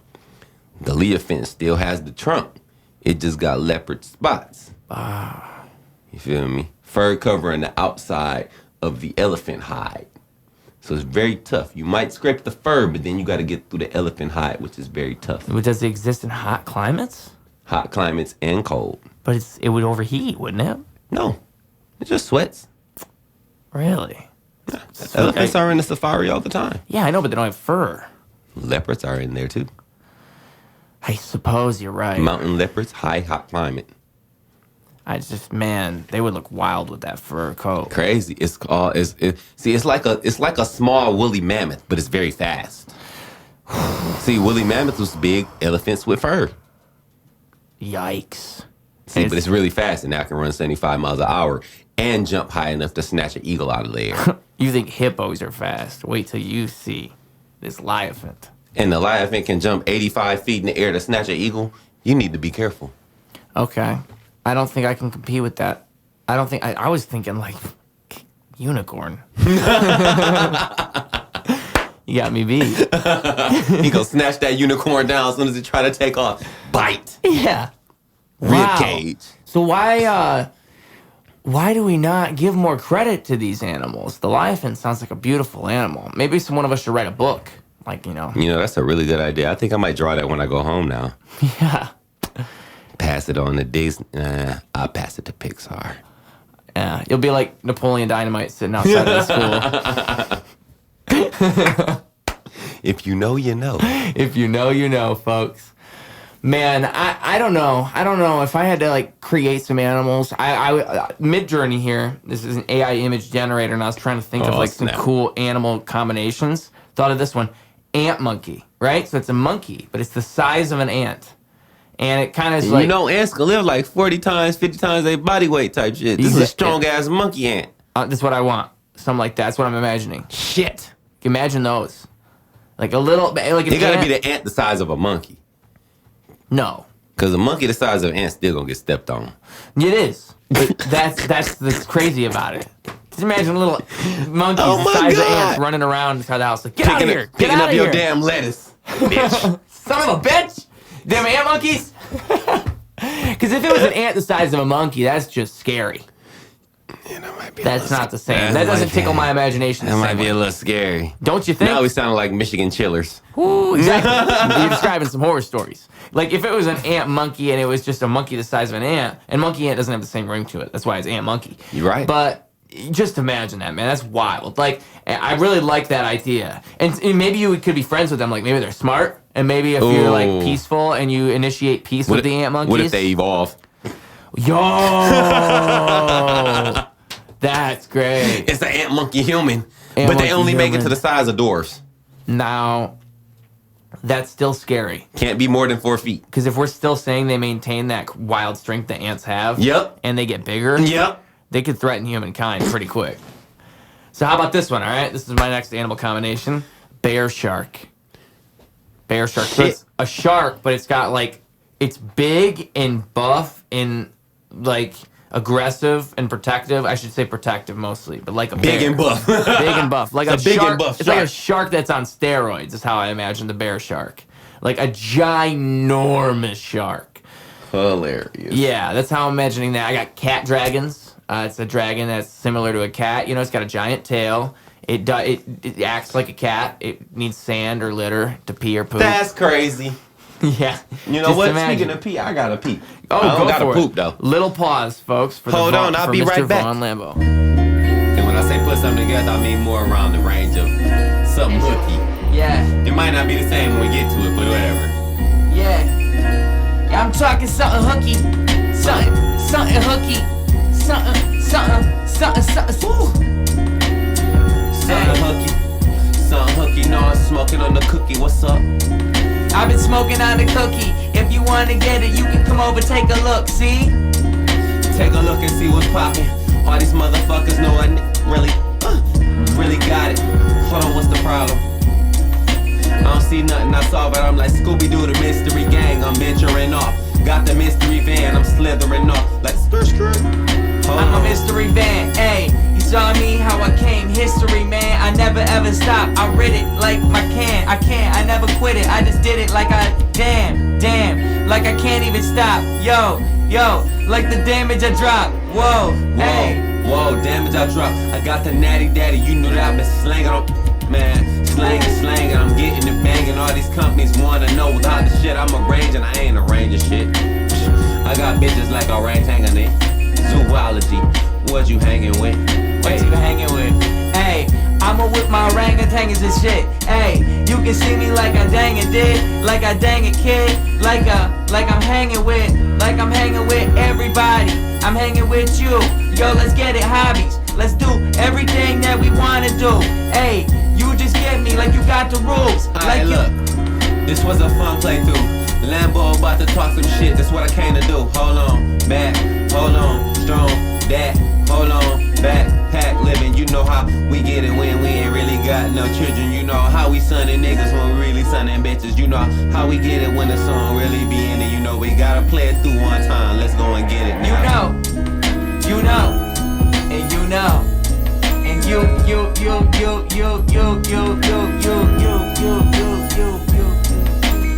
Alright, I know where to go.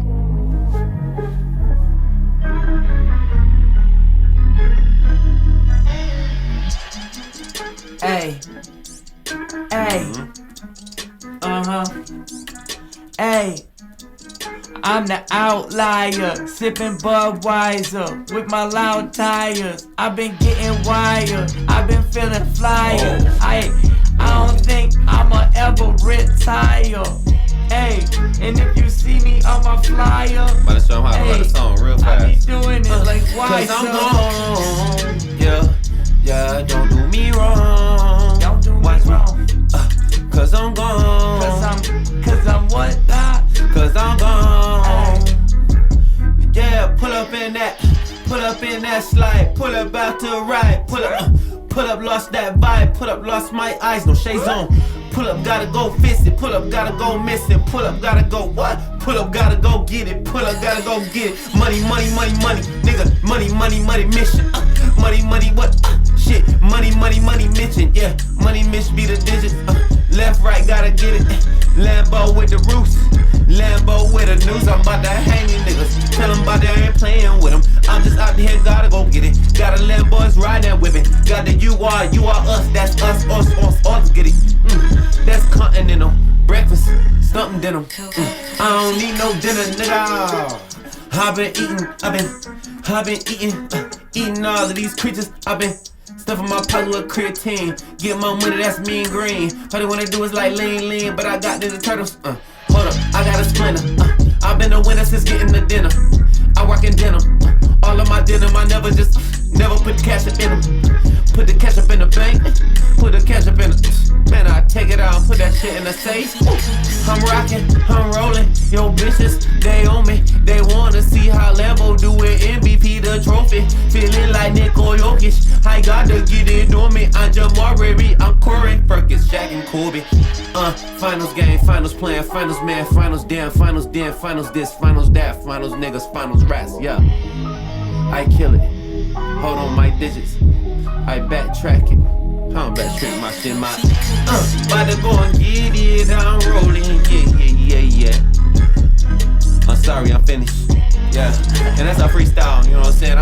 I'm turned up sometime. It was an accident. What's all day, like that? I do this all day. Yeah. And y'all can watch what y'all say. I say all day. Okay, like all day. I did this anyways. Fuck around with what y'all say. I don't do all that. And if you want to, well, that's a callback. That's what I used to. Yeah. But fuck all that. Yeah. That's what I'm used to. Now I observe that. Hey. Now you see me. And now I'm all that. And now I'm who's who. Now that's a callback. Now I see through you. Now I see all that. Now I see who. Now I see all that. Yeah.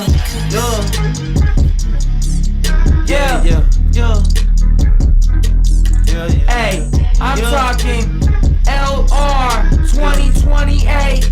Hey, I know who's on my campaign. I know who's on my ticket. Rules and Lambo, yo, they gonna come with it. They gonna come get it. They coming for the pocket, coming for the country, yo, they gonna unlock it. They gonna come and get you. They gonna make you better. Gonna make literally the country have better weather. I don't know how, but that's a campaign promise that I'll throw down now. Yeah. Right now, guess the beat ain't going off. I guess I still ain't going soft. I'm going hard, never laying off. This ain't GM, I'm going hard. What you wanna do, I'm boiling off. All these motherfuckers wanna something. Yeah. That's the phone, that's me and Lambo, yo. When it rings, we ain't alone. It's all the time, man. Yo, I ain't frontin'. When I roll around the streets, bitch, I ain't stuntin'. You say something? Yeah, something. Yeah. That was a great suggestion for a beat, my friend. That worked out very well. Just stuff is supposed to happen, you know. Stuff is supposed to happen. That is how great art is, isn't it?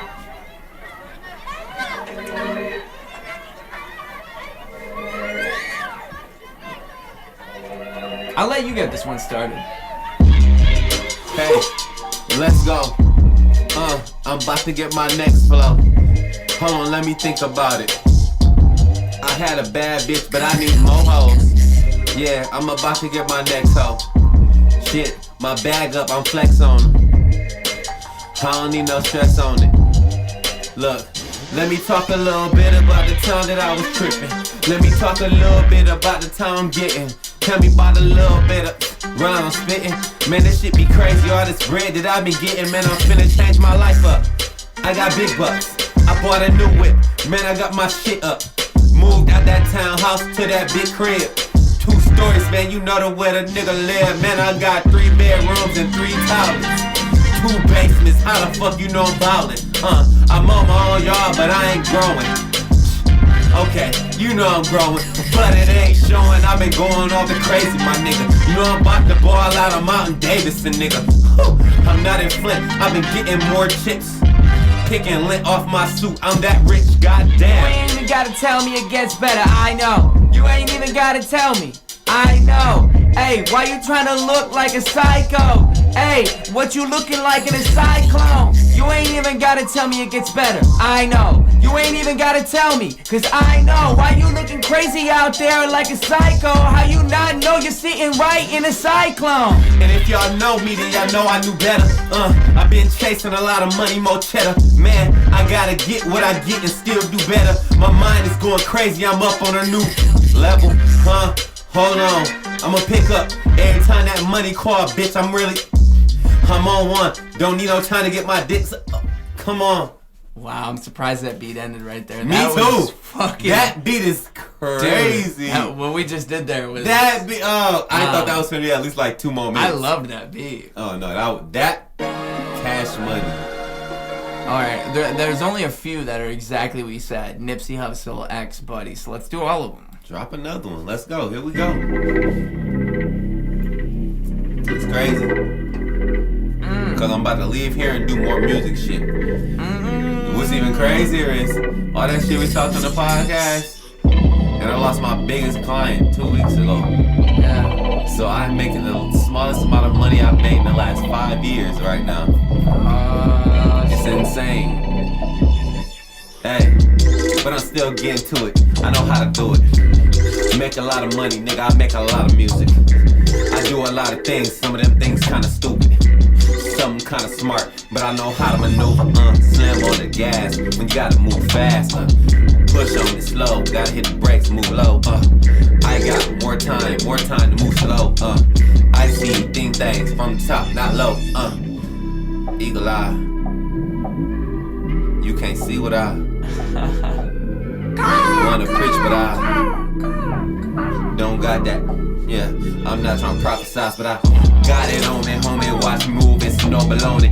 My name is Oscar, no Oscar Mayer. I got it on me. Yeah, hold on, don't make me do it. I don't wanna do it, but I might just get to moving. Moving stupid, moving kinda stupid. Same the things that make you do it, make me kinda lose it. When I lose it, then I just trip out up on the beat. Now watch me eat. I like kinda beef. I like that kind of beef. I like bologna. I'll eat you up if I think you below me. I think my drive is crazy, homie. I'm driving down the street, driving off the interstate. You see me, yo, it's on my dinner plate. I eat it up, everything, yo, I get the hate. I get the love, I get it all, cause I get it great. I get it positive, I know, cause I said it straight. Yo, I said it's real, I figured it out, I don't need to get a deal. I don't talk to God, I talk to myself. I figured out that's the best thing for my mental health. And I figured out how to get my wealth. It's deep inside of it, deep inside of my pocket, hell. If I just reach, I think I got it. Ironic how deep inside my eyes, iconic. My eye sockets, I got it, no problems. Yeah, no pride goddess. I got modest, I'm like 90s nigga, I bombers. The lime timers, hold up, preachers, practice by the perk they self. If they really want it, they just pop a Percocet. Hold up, I just got the pussy, got it, get it wet. If they wanna talk that shit, then I that shit to spell. Yeah, I'm more like witches, I just did the spell. If they wanna do this, I just dish a spell. Come on, man. Oh yeah, let that play. Let me turn up a different way. I know y'all used to Vaughn Lambo. Y'all used to King Olive. Y'all not used to the person that this is, but I ain't gonna name that. You feel me? Oh yeah. Oh. They just turned up. I see the mirror. Come on now. Yeah. Hey. They see me when I'm rolling. Yeah. Don't see the things I'm holding. I'm just trying to keep them open. Paint a picture where they going, I'm flowing, my nigga. All these bitches wanna know where you going, my nigga. I've been outside killing and going, my nigga. Since 2020 COVID, I'm going a minute. Yeah, hold on, I've been going for a minute. All these bitches wanna know just how the Lambo spin it. All these motherfuckers wanna know how Lambo get it. Lambo get it and he cook it, then a Lambo whip it. Yeah, I'm in the kitchen. I cooking up the lamb chops, I'm about to get it. My bitches want the cabbage green stuff to get it. Yeah, and if they wanna whip it up, then yeah, you know that I'm a ligger that if she bust it open. Ain't nobody really tripping, I got it on me.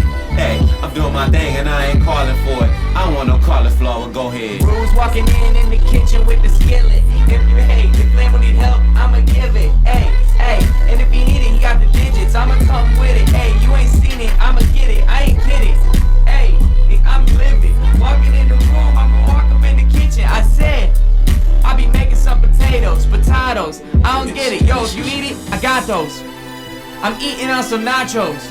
Yo, I delivered it to a family. Cause I'm an Uber driver in a different life. Yo, I got it. I'm my gram, you see. I think I finally understand, my G. I'm like 10 million other people. It's either that or I got schizophrenia. I either got schizophrenia or that. Feeling of that, you feeling it back, I got the skissy on that. And you tryna take it back, we bring it back. I rewind up on the track. But if you really need to bring it back, then you know, you gotta download. I got voices in my head. I literally I was walking down the street the other day, you wouldn't believe I heard a voice said to me, it said, Hi Rose, how you doing? And I said, that's not the voice that I ever even was familiar with. Yo, I'm schizophrenic that can kill a kid. I don't know how to feel. Yo, I don't know how to deal with this. I'm getting kinda upset. Like what's up next? I'm upset. Maybe I'm getting hectic because this motherfucker's schizophrenic. Yeah, we back at it. Yeah, Lambo, he back to trap acting. Man, he tryna not to do much of that damage. But you know he gotta damage if it's a planet. Man, he plant the seeds, but he won't light them up. He got the bees, but he won't bite on none.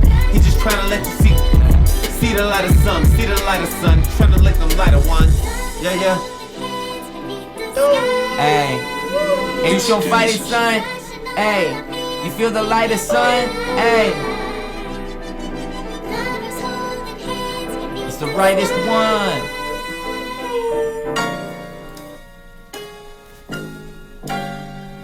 It's like 5 fingers of death, we don't ever stop. The crazy part is, I ain't done yet. Look. Nah. They call me Lambo, I damage bitches, I don't give a damn though. Lambo had a worse life than your damn hoe. Lambo had stress without his damn mom. Lambo had to live with his fucking grandma. Lambo had a lot of problems, a lot of pain. Lambo had an uncle, had an auntie, a lot of things. Lambo always living his life trying to make the best. Lambo trying to be the smartest but never be the less. Lambo, what your problem is? Lambo, what the problem is? Lambo, nobody know who your daughter is. Lambo, I didn't know how I father kids. Lambo, I found that shit out. But Lambo, he took it all to them, he took it to the chin, cause he let that shit in. Lambo, took it all with a grin. Lambo smiled when Lambo shit was dark. Lambo shit was heavy. Lambo shit wasn't hard. Lambo shit wasn't easy. Lambo shit was hard. All you niggas thought this shit pain had no dark. Lambo, yeah, you on them projects. Lambo, all in them projects. Lambo, nigga. And you thought that Lambo life was easy, but Lambo still go and get it, cause it's Lambo, nigga. You don't know how Lambo had to strive, struggle, then and go get it. You don't know how Lambo had to lose Lambo bitches. You don't know how Lambo had to lose Lambo niggas. You don't know how Lambo had no family. You don't know how Lambo had no more than Grammys. You don't know how Lambo went to LA but had to come back. You don't know how Lambo went to war but with no combat. You don't know how Lambo was struggling. Lambo was bubbling. Lambo talk crazy shit, but Lambo be cussing. Lambo just drink that natty daddy, he must be on. Lambo must be on what? Must be on something, but he ain't though. He's keeping frank. That's a hot dog. Boy, you know I'm hot, y'all. Boy, I'm talking big shit. This is what you really with. Lambo had to fight for You don't know that Lambo had to go on Davis, mama. Yeah. Lambo had to start that drama. Lambo had to get them comments. It was all about that Lambo. I'm trying to get in that Lambo. I'm trying to ride away in that Lambo. I ain't playing around, it's all about Lambo. Trying to go crazy. Yeah. Lambo. Only Bruce could get this out of the podcast. It's crazy. Y'all better thank him. Lambo. Wow. We can just call that one. And when he was supposed to get real like that, it just happened. Dude, that was... Can you play that, bro? Honesty now, cause like when you play it, cause it was not supposed to get that real. I'll play it. I don't care. I want you to drop it all, but I did not expect it to get that real. Can we keep going before I play it? Fuck yeah! All right. I did not expect that. It was great, man. That was it was crazy. Beautiful stuff. I did not expect that. I really liked what you did with that. Just happened. I was gonna try to go off you and do a Roos thing, but then I realized, like, no, he's got this. I'll let him just. I don't even know what happened. Crazy. That was beautiful.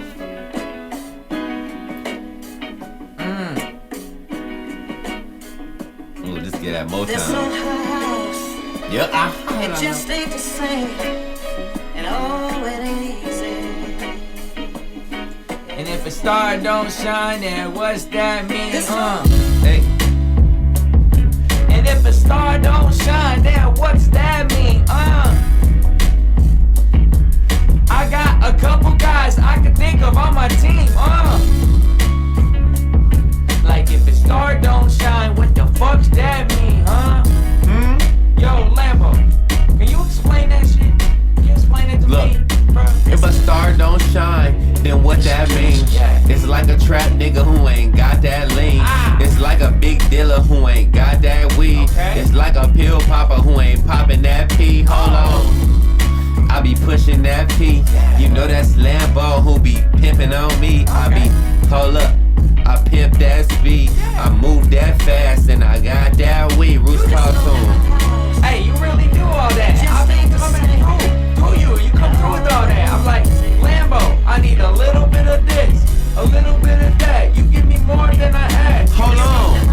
I give you more than you ask. I dip a little bit and then I dip a little that. I deliver a little this and then deliver a little that. I might give you a little weed then smoke a little that. Hold on. I won't give you no pills. Nah. I won't do that, I just keep it real. If you really need the spill, then I'ma give you the spill. We ride through the hood, smoke a blunt, and talk about reels. Let's get money, nigga. Let's get money, nigga. All you wanna do is get a couple of them dummies with us. When we got them dummies, then we make a couple money.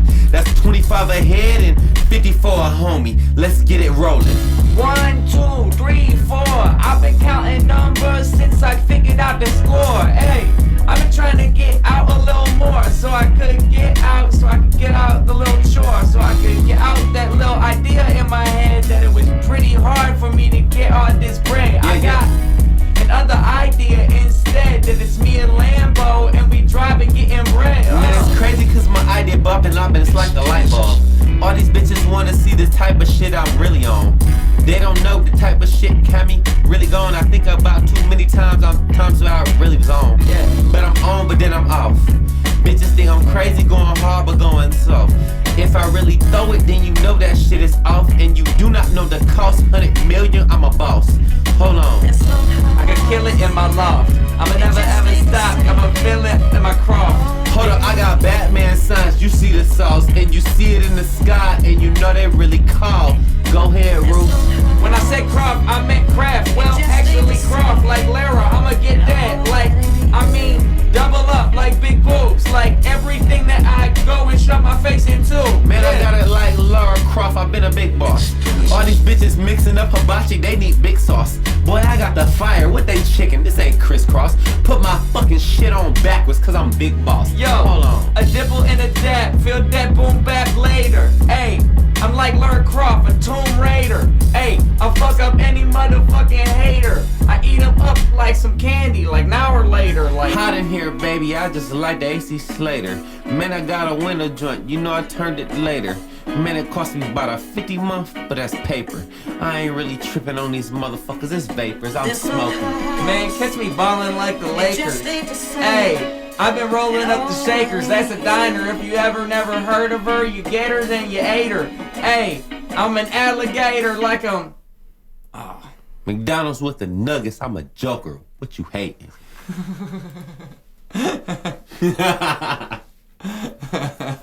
This is some iconic stuff for getting a record right now. It's real life. I like a lot of these beats, man.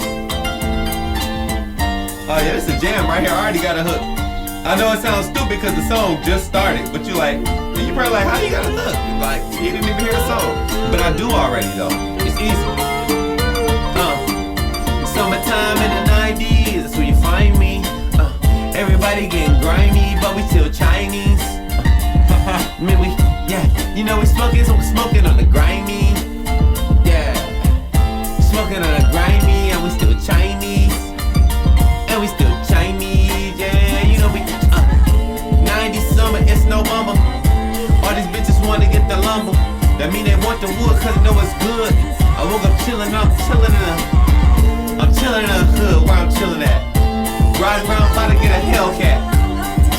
Double on the dashboard, bitch, that's what you asked for. They wanna ask more. She showing up, that's ask more. Mount Rushmore of Flint Town. All these bitches wanna get down. Hey, and you know what time it is. We been feeling kinda slidey. Bitches chillin' like the 90s. Niggas acting hella grimy.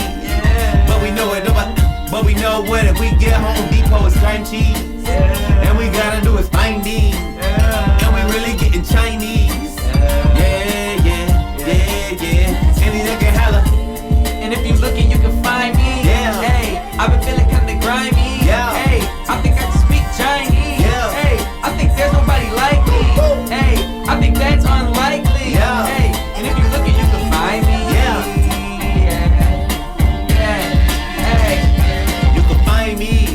Find me, hey. It's funny how I found myself, hey. I've been driving for a while, hey. I found myself on the shelf. I picked him off, I said, hey. Then I gave him sauce. I fed him some food from the kitchen. Yo, it's me and Lambo. When we come and get it, yo, we driving. Yo, I got some spaghetti inside of the car while we riding. I call that pocket spaghetti. Pull it out when you try it. And if you want some, it's pretty good. What are this? You ask me, I'ma show you. It's delicious. It's got Parmesan and some cause you know garlic. we have the Chinese, and they're really trying to find me. And we really writing Siamese. We attached, nigga. Hey. You're a hook god. You're a hook. You're a hook. Yeah, and we just got this hooking. Tell me what you looking. Are we about to book it? Or you wanna shoot the shot like Devin Booker? We feel like sun in them. They wanna let one of us in. We gotta go with them. Cause they be say they acting Chinese. They wanna find me. They wanna bring it back and out of sight, please. They acting serious. They wanna chill with us, but we just rappers rapping in the hood. I'm just driving with the lights on. Typhoon, what I might be on. You wanna fight, man? In my mind, I got the lights on. Chinese, nah, I'm from Taiwan. I'm fly, man. Pokemon, I got my gold. My sidekick is Today we fly, act son. Chinese. Hey. Megan Stallion, but got no knees. All these motherfuckers saying go please. Cause they see me with the more monies, but they acting Chinese. I'm getting paper. Ooh, I got that money. Yeah. I'm blowing vapor. Ooh, I got them honeys. I'm feeling Chinese. I'm feeling foreign. I'm feeling like someone else. I'm never snoring. Said I'm never sleeping. Said I got the scoring. Said I throw the ball in. Said I'm like Jordan. Ooh. I'm about to back, now watch me fucking spit the rap. You know all these motherfuckers talk the shit but never clap. They say that they gon' do this shit, but you know that it's never that. If I see them motherfuckers in the trap, it's always that. Any hood, I'm good, motherfucker, you know I'm spittin'. Any hood, you know I'm rolling through, you know I get it. Got them bitches, got them niggas, got them niggas, got them bitches, got them niggas, got them bitches, got them bitches. Really with it, hold on. Pick me up some shit from the corner store. I need a natty daddy to let you know the natty on. I got a paddy wagon, but I got the patty on. She wanna let me smack it, but don't act the patty on. Hold on. All this shit been too strong. All these motherfuckers acting like they been too on. Wait, I've been 3, 4, 5 shots on me. If they wanna let it go, I got them. You know I got it, acting really proper. I got Lil Dapper on me, switch the suit on, got it. Hold up, I'm about to pop it. Really ask me if I got it. Bitch, they call me fucking Lambo. That shit ain't for nothing. If you ask about me, might have fucking asked my cousin. Yes, sir. It don't stop. Oh yeah. Oh, this easy. This so easy. I might know your cousin. That's how easy it is. Cause they know. They know. They know. They know. They know Lambo slide, Lambo glide. Lambo wanna take you right outside. Lambo wanna see you with the music. Lambo wanna see you with the eyes. Lambo slide, Lambo glide. Lambo wanna take you right outside. Lambo really wanna bust you open. Lambo wanna give you what. Lambo wanna park you right inside. Like a car, Lambo out to drive. All you wanna do is fucking ride. You ain't got a Lambo, you ain't know about the damage that it can do. You ain't know about a Lambo, you ain't know about the ham you gon' do. Hold up. That's a cheese sandwich on you. Hold up. That's what we gon' do. Hold up. Lambo. Take off. Lambo. Break off.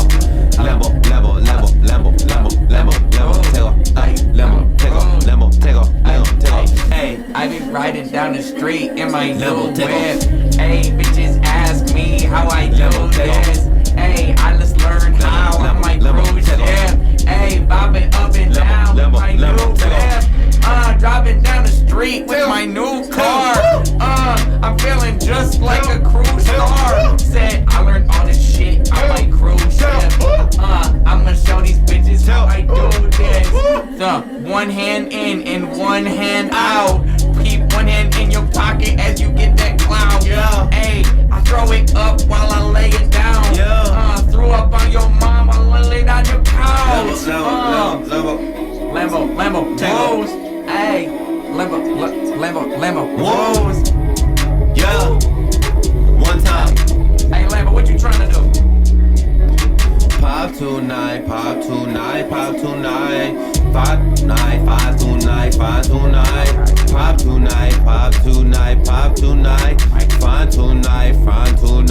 tonight. We gon' roll up. Take me something twice and roll up. Take me something twice and we'll roll up. Give me something nice, we gon' roll up. Give me something nice, we gon' hey, hold on tight now, hey, hold on tight now, hey, hold on tight now. What's the right round? What's the right round? Hey, what's the right now?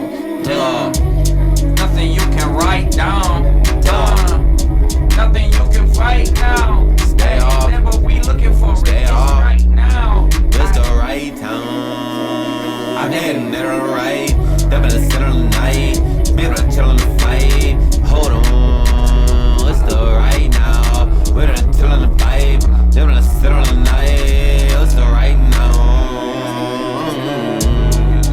What's the right now? What's the right now? What's the right now? What's the right? Say what's the right now? What's the right? What's the right now? Say something you could write down.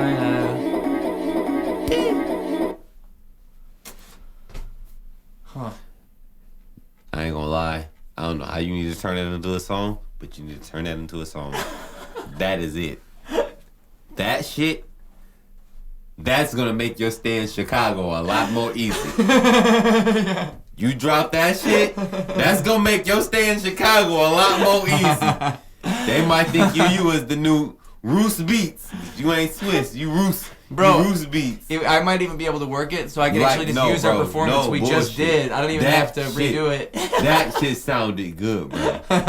I like what we did, man. We're making magic in the studio. Give me right the now. stems, bro. I'll make sure I get them. And my bro, he can get them done. Cause this is nuts. Yeah. Yeah.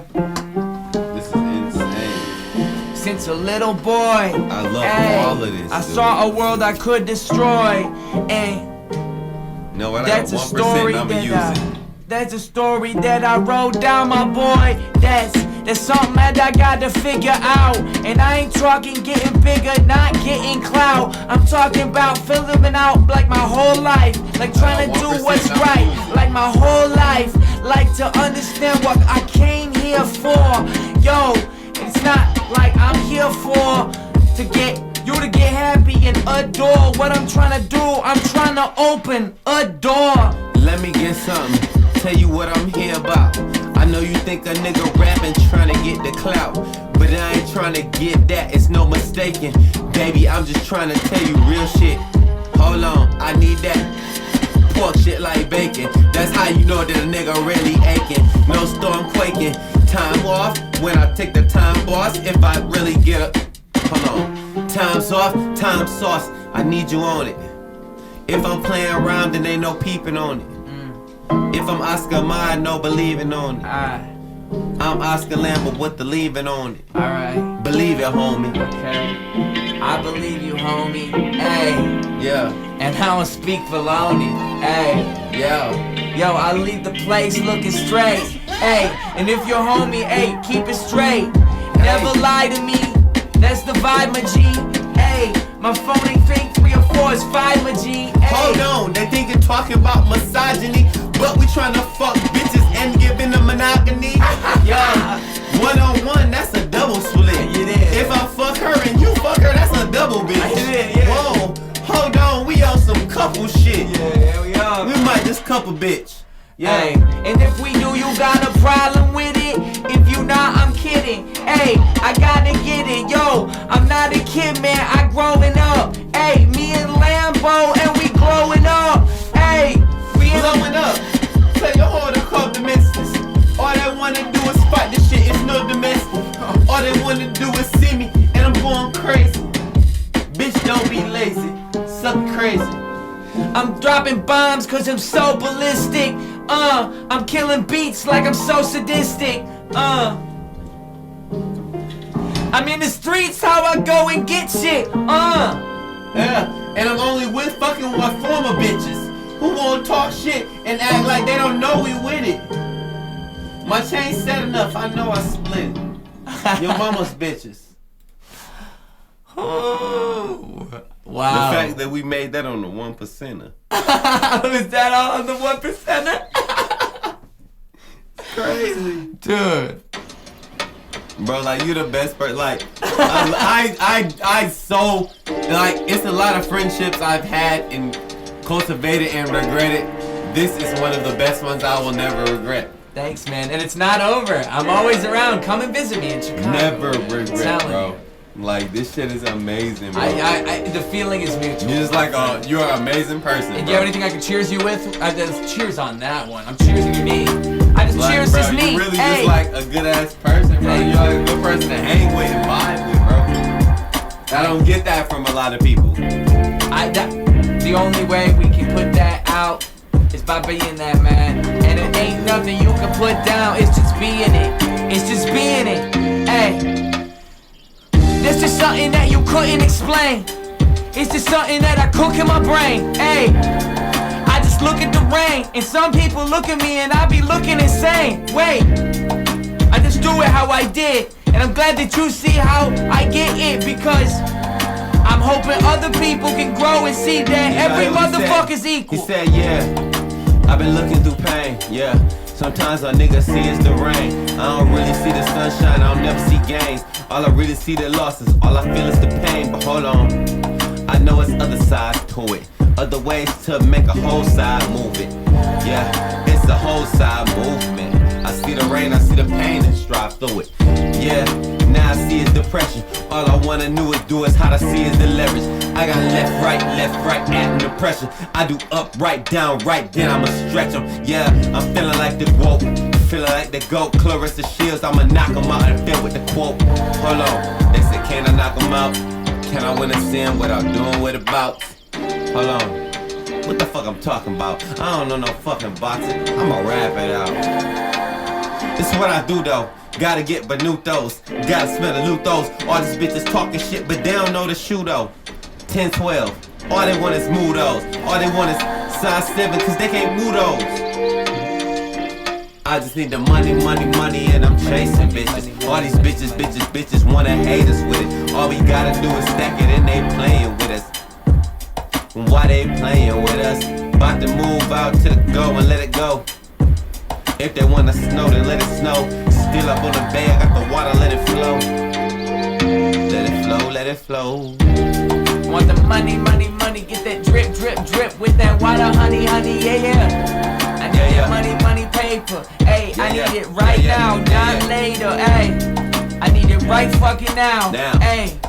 My kind don't fuck around. That's just how I came into it. Ayy, that's just how I gotta get it done. Ayy, so I did it with my best friend. Ayy, this guy, did I mention? Ayy, this fly when I'm flinching. Ayy, this kind, that friendship. Ayy, this that shit that you do need. Ayy, this that shit that goes new seeds. Ayy, so if you looking, hope you looking out. Ayy, if you book it, hope you book it now. Ayy, I'm telling you, you don't understand how everything you do, it makes thunder, man. It make lightning, it make more than you. That's what you need, ayy. I hope that you adore the rules, but I hope that you don't ignore the truth. Everything I do, yeah, that shit's inside of you. Everything I show you, that shit's inside of you. And everything that you do, that shit is vital, dude. That shit's inside of you. It's everything you do, it's everything you think. I hope you think it through. I hope you know that you. I hope you know you are. I hope you know you the best thing. You're a fucking star. You're an open car driving through. Ayy, and I hope you my kind of dude. I hope you know that. And if you looking, hope you find it too. Yeah. And hope you think it, hope you driving too. Hope you driving too. Whatever that you're hoping, whatever that is open. I hope you fly it too. I hope you fly that. I hope you fly the plane. Ayy, if you try, I hope you get in gains. I hope you get it real. I hope you get it rough. I hope you get everything. I hope you know it's tough. I hope you know it's hard.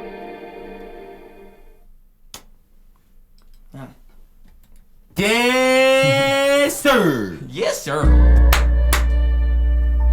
Stop playing. I don't think we've hit one bad beat yet, man. It's just been beauty this whole time. It's like hitting green lights the whole way, you know what I'm saying? And how do you do that? And it's crazy part is, that's rare. Not even like once a year type shit.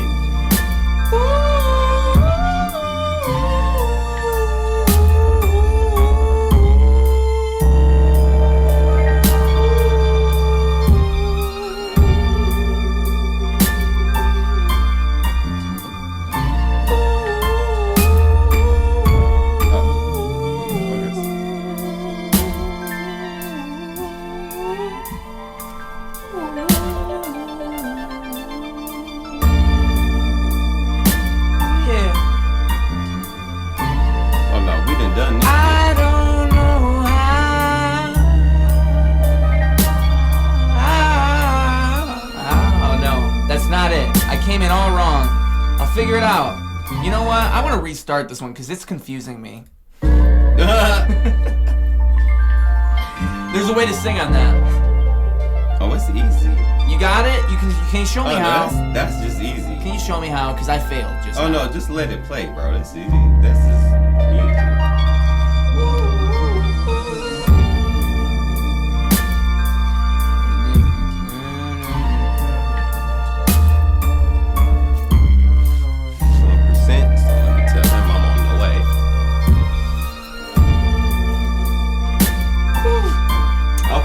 Let me ask you before I go.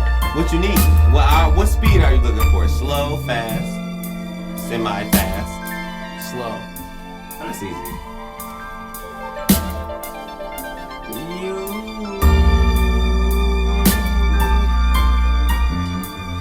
You make me feel like,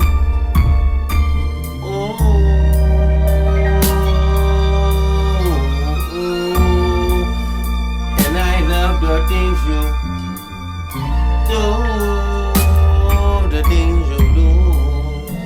We can make any types of move. You can see it, and you can see it too. Hold on, baby, like that.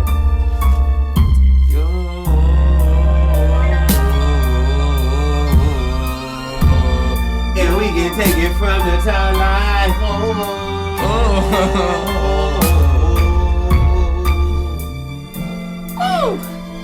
and then you come in on the verse, it's smooth. Cause We can take it take smooth. it softly, and you can be there often, but no one would take you. Oh, really? That's it? What the heck is going on here? It's That's deceptive. It's easy. It's easy. Alright. They Tyler created this one. I'll give one out. You can take this often, and I can be there lofty. We can walk that taco, have a boiling nacho. Before I'm in a coffin, I hope you see me often. And then we can take that boiled taco, and we can walk that walking nacho like there is someone to take us there, but there is someone to take us there. and we cannot hold up. We can take the time to go. We cannot hold on. We And take it slow, slow, slow.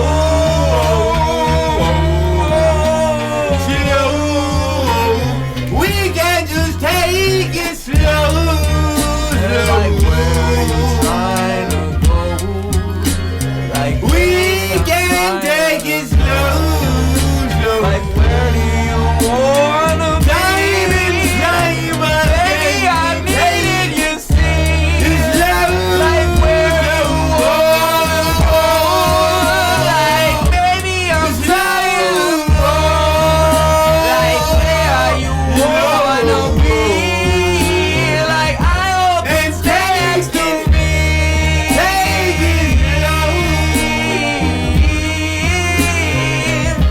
I hope it's next to.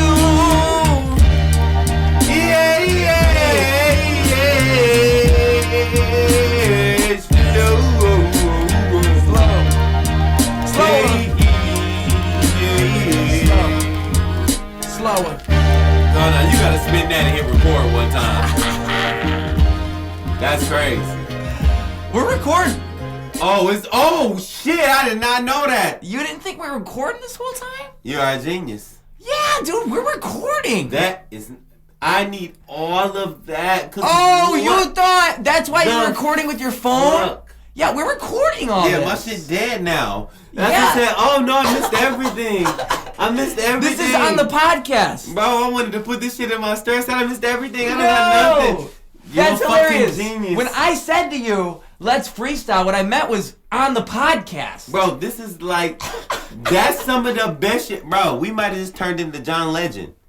Yeah. Like, we put us to LR. It mean legend now. John Legend. That's what it means now. LR, John Legend. I can't believe you didn't know we were freestyling What on the fuck? record. That's why I moved the mic closer to the speaker. This is everything. Because we gotta find this, do that, I don't know. We have it. We I don't have know it. what the fuck is wrong with us? Because why we can make these voices, but that is a hit. That was it. That is a hit. Yeah, it was. Wow. It was, man. That just blew me. So how about we do one more now that you have that knowledge? We'll do one more to ride it out. One more final freestyle Let's with that go. knowledge. That's insane. That's so funny that you didn't know. And I'm just going to click this one. That I feel is this one's the insane. one.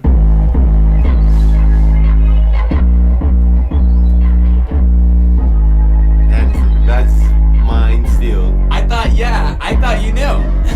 Mind, whole mind. Hey, What? I've been running. I've been working. I've been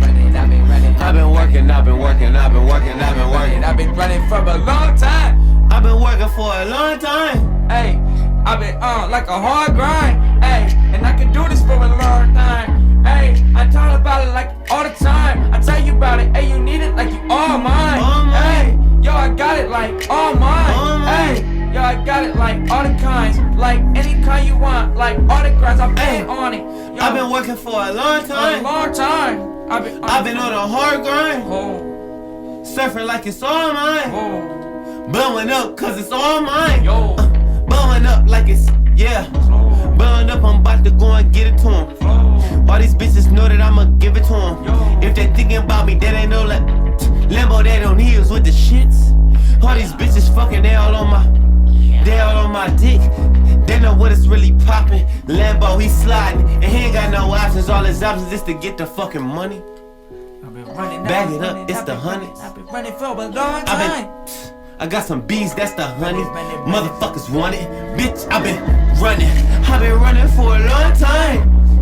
I've been running for a long time. Running, Running for a long time. Long time. I've been running for a long time. I've been running for a long time. I've been running for a long time. You should see my shoes. You should see the bottom of my feet, my bruises. I've been running for a minute. You want me, yo? You I've can been come running and for a long get it. time. You can come and get it. I'm feeling crazy, bitch. I'm fucking vicious. Long I've been time. coming and get with it, yo. Hey, I'm feeling fucking with it, like I'm playing with this Long shit. time. Yo, running for a long time. Hey, if I want it, then it's all mine. Hey, I've been on it, it's a hard grind. Hey, but if I want it, then it's my age. I got all kinds, any kind that you want. I got it all in my jacket. I open up, I flaunt. Yo, I'm by the speedway where they get their gas. I sell my gas too. Yo, I got Running that for a crack, long but not time. real crack. That's exaggerating. Long These time. other bitches do that too, but that bitch is hating. Long I time. keep it real at this gas station. time. Blast off at this gas station. I got everything. I got it all right here. I've been on it for a long time, my dear. Hey, when the cops appear, Long time. I'll be running again. I'll disappear. Cause I've I've been running for a long time. running for a long time. For I've a been long down that time. grind. All Yeah, these bitches bitch. know I'm on mine. And if I want Cause it, I've been running like a long time. Boom. if I want it, then it's all mine. Running for a long time, bitch. I'm my own kind. Boom. Got like my own mind. Oh. Running for a long time. Boom. Blow up like boom. Hey, I'm like a bomb. Like a Tomb Raider. Lara Croft.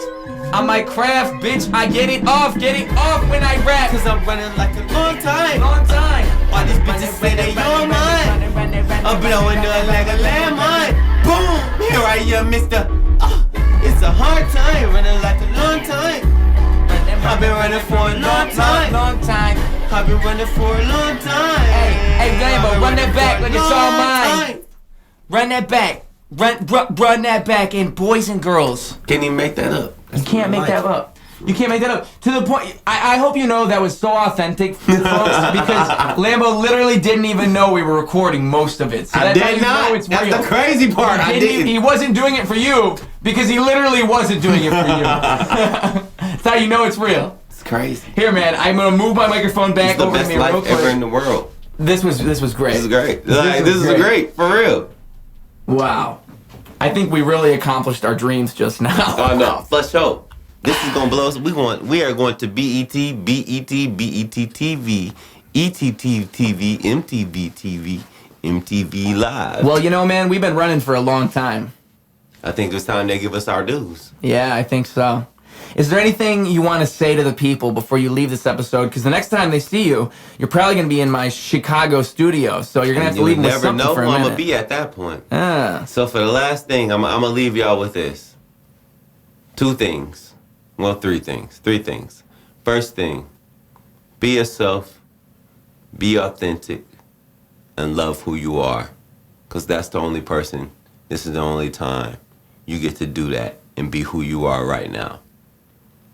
Second thing, go play some Lambo, man. It'll make you feel good, for sure.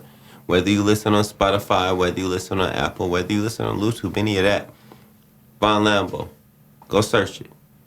I'll make some pretty good music that might make you feel pretty good when you're going about your day. Thing 3, say thank you to the people you love now, because you might not get a chance to say it tomorrow. And when you're saying thank you, make sure you play some Lambo. And for the 4th and final thing, because I told you I only had 3. The 4th and final thing, man, hey, love on you and love on yourself harder than everybody ever will, because you always got. And the people around you, love on them too, because they're going to love you back. And you need that circle of love just to have a good, good go about this life we call life.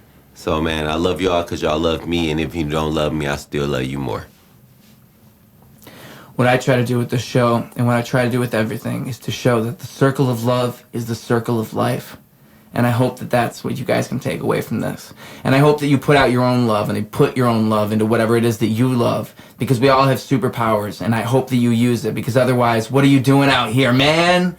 This life has to be worth something, and I really believe that we all can push our love into some place, and that's what life really is. The circle of love is the circle of life. And with all of that being said, thank you so much for being here, Vaughn Lambo. It's been a pleasure. I can't do nothing but appreciate my brother Roos, man. I wish you nothing but the best in Chicago. I'll see you soon. I'll see you soon too, man. I'm looking forward to the next time we cross paths. And folks, thank you so much for watching. I'll see you guys soon too. Rose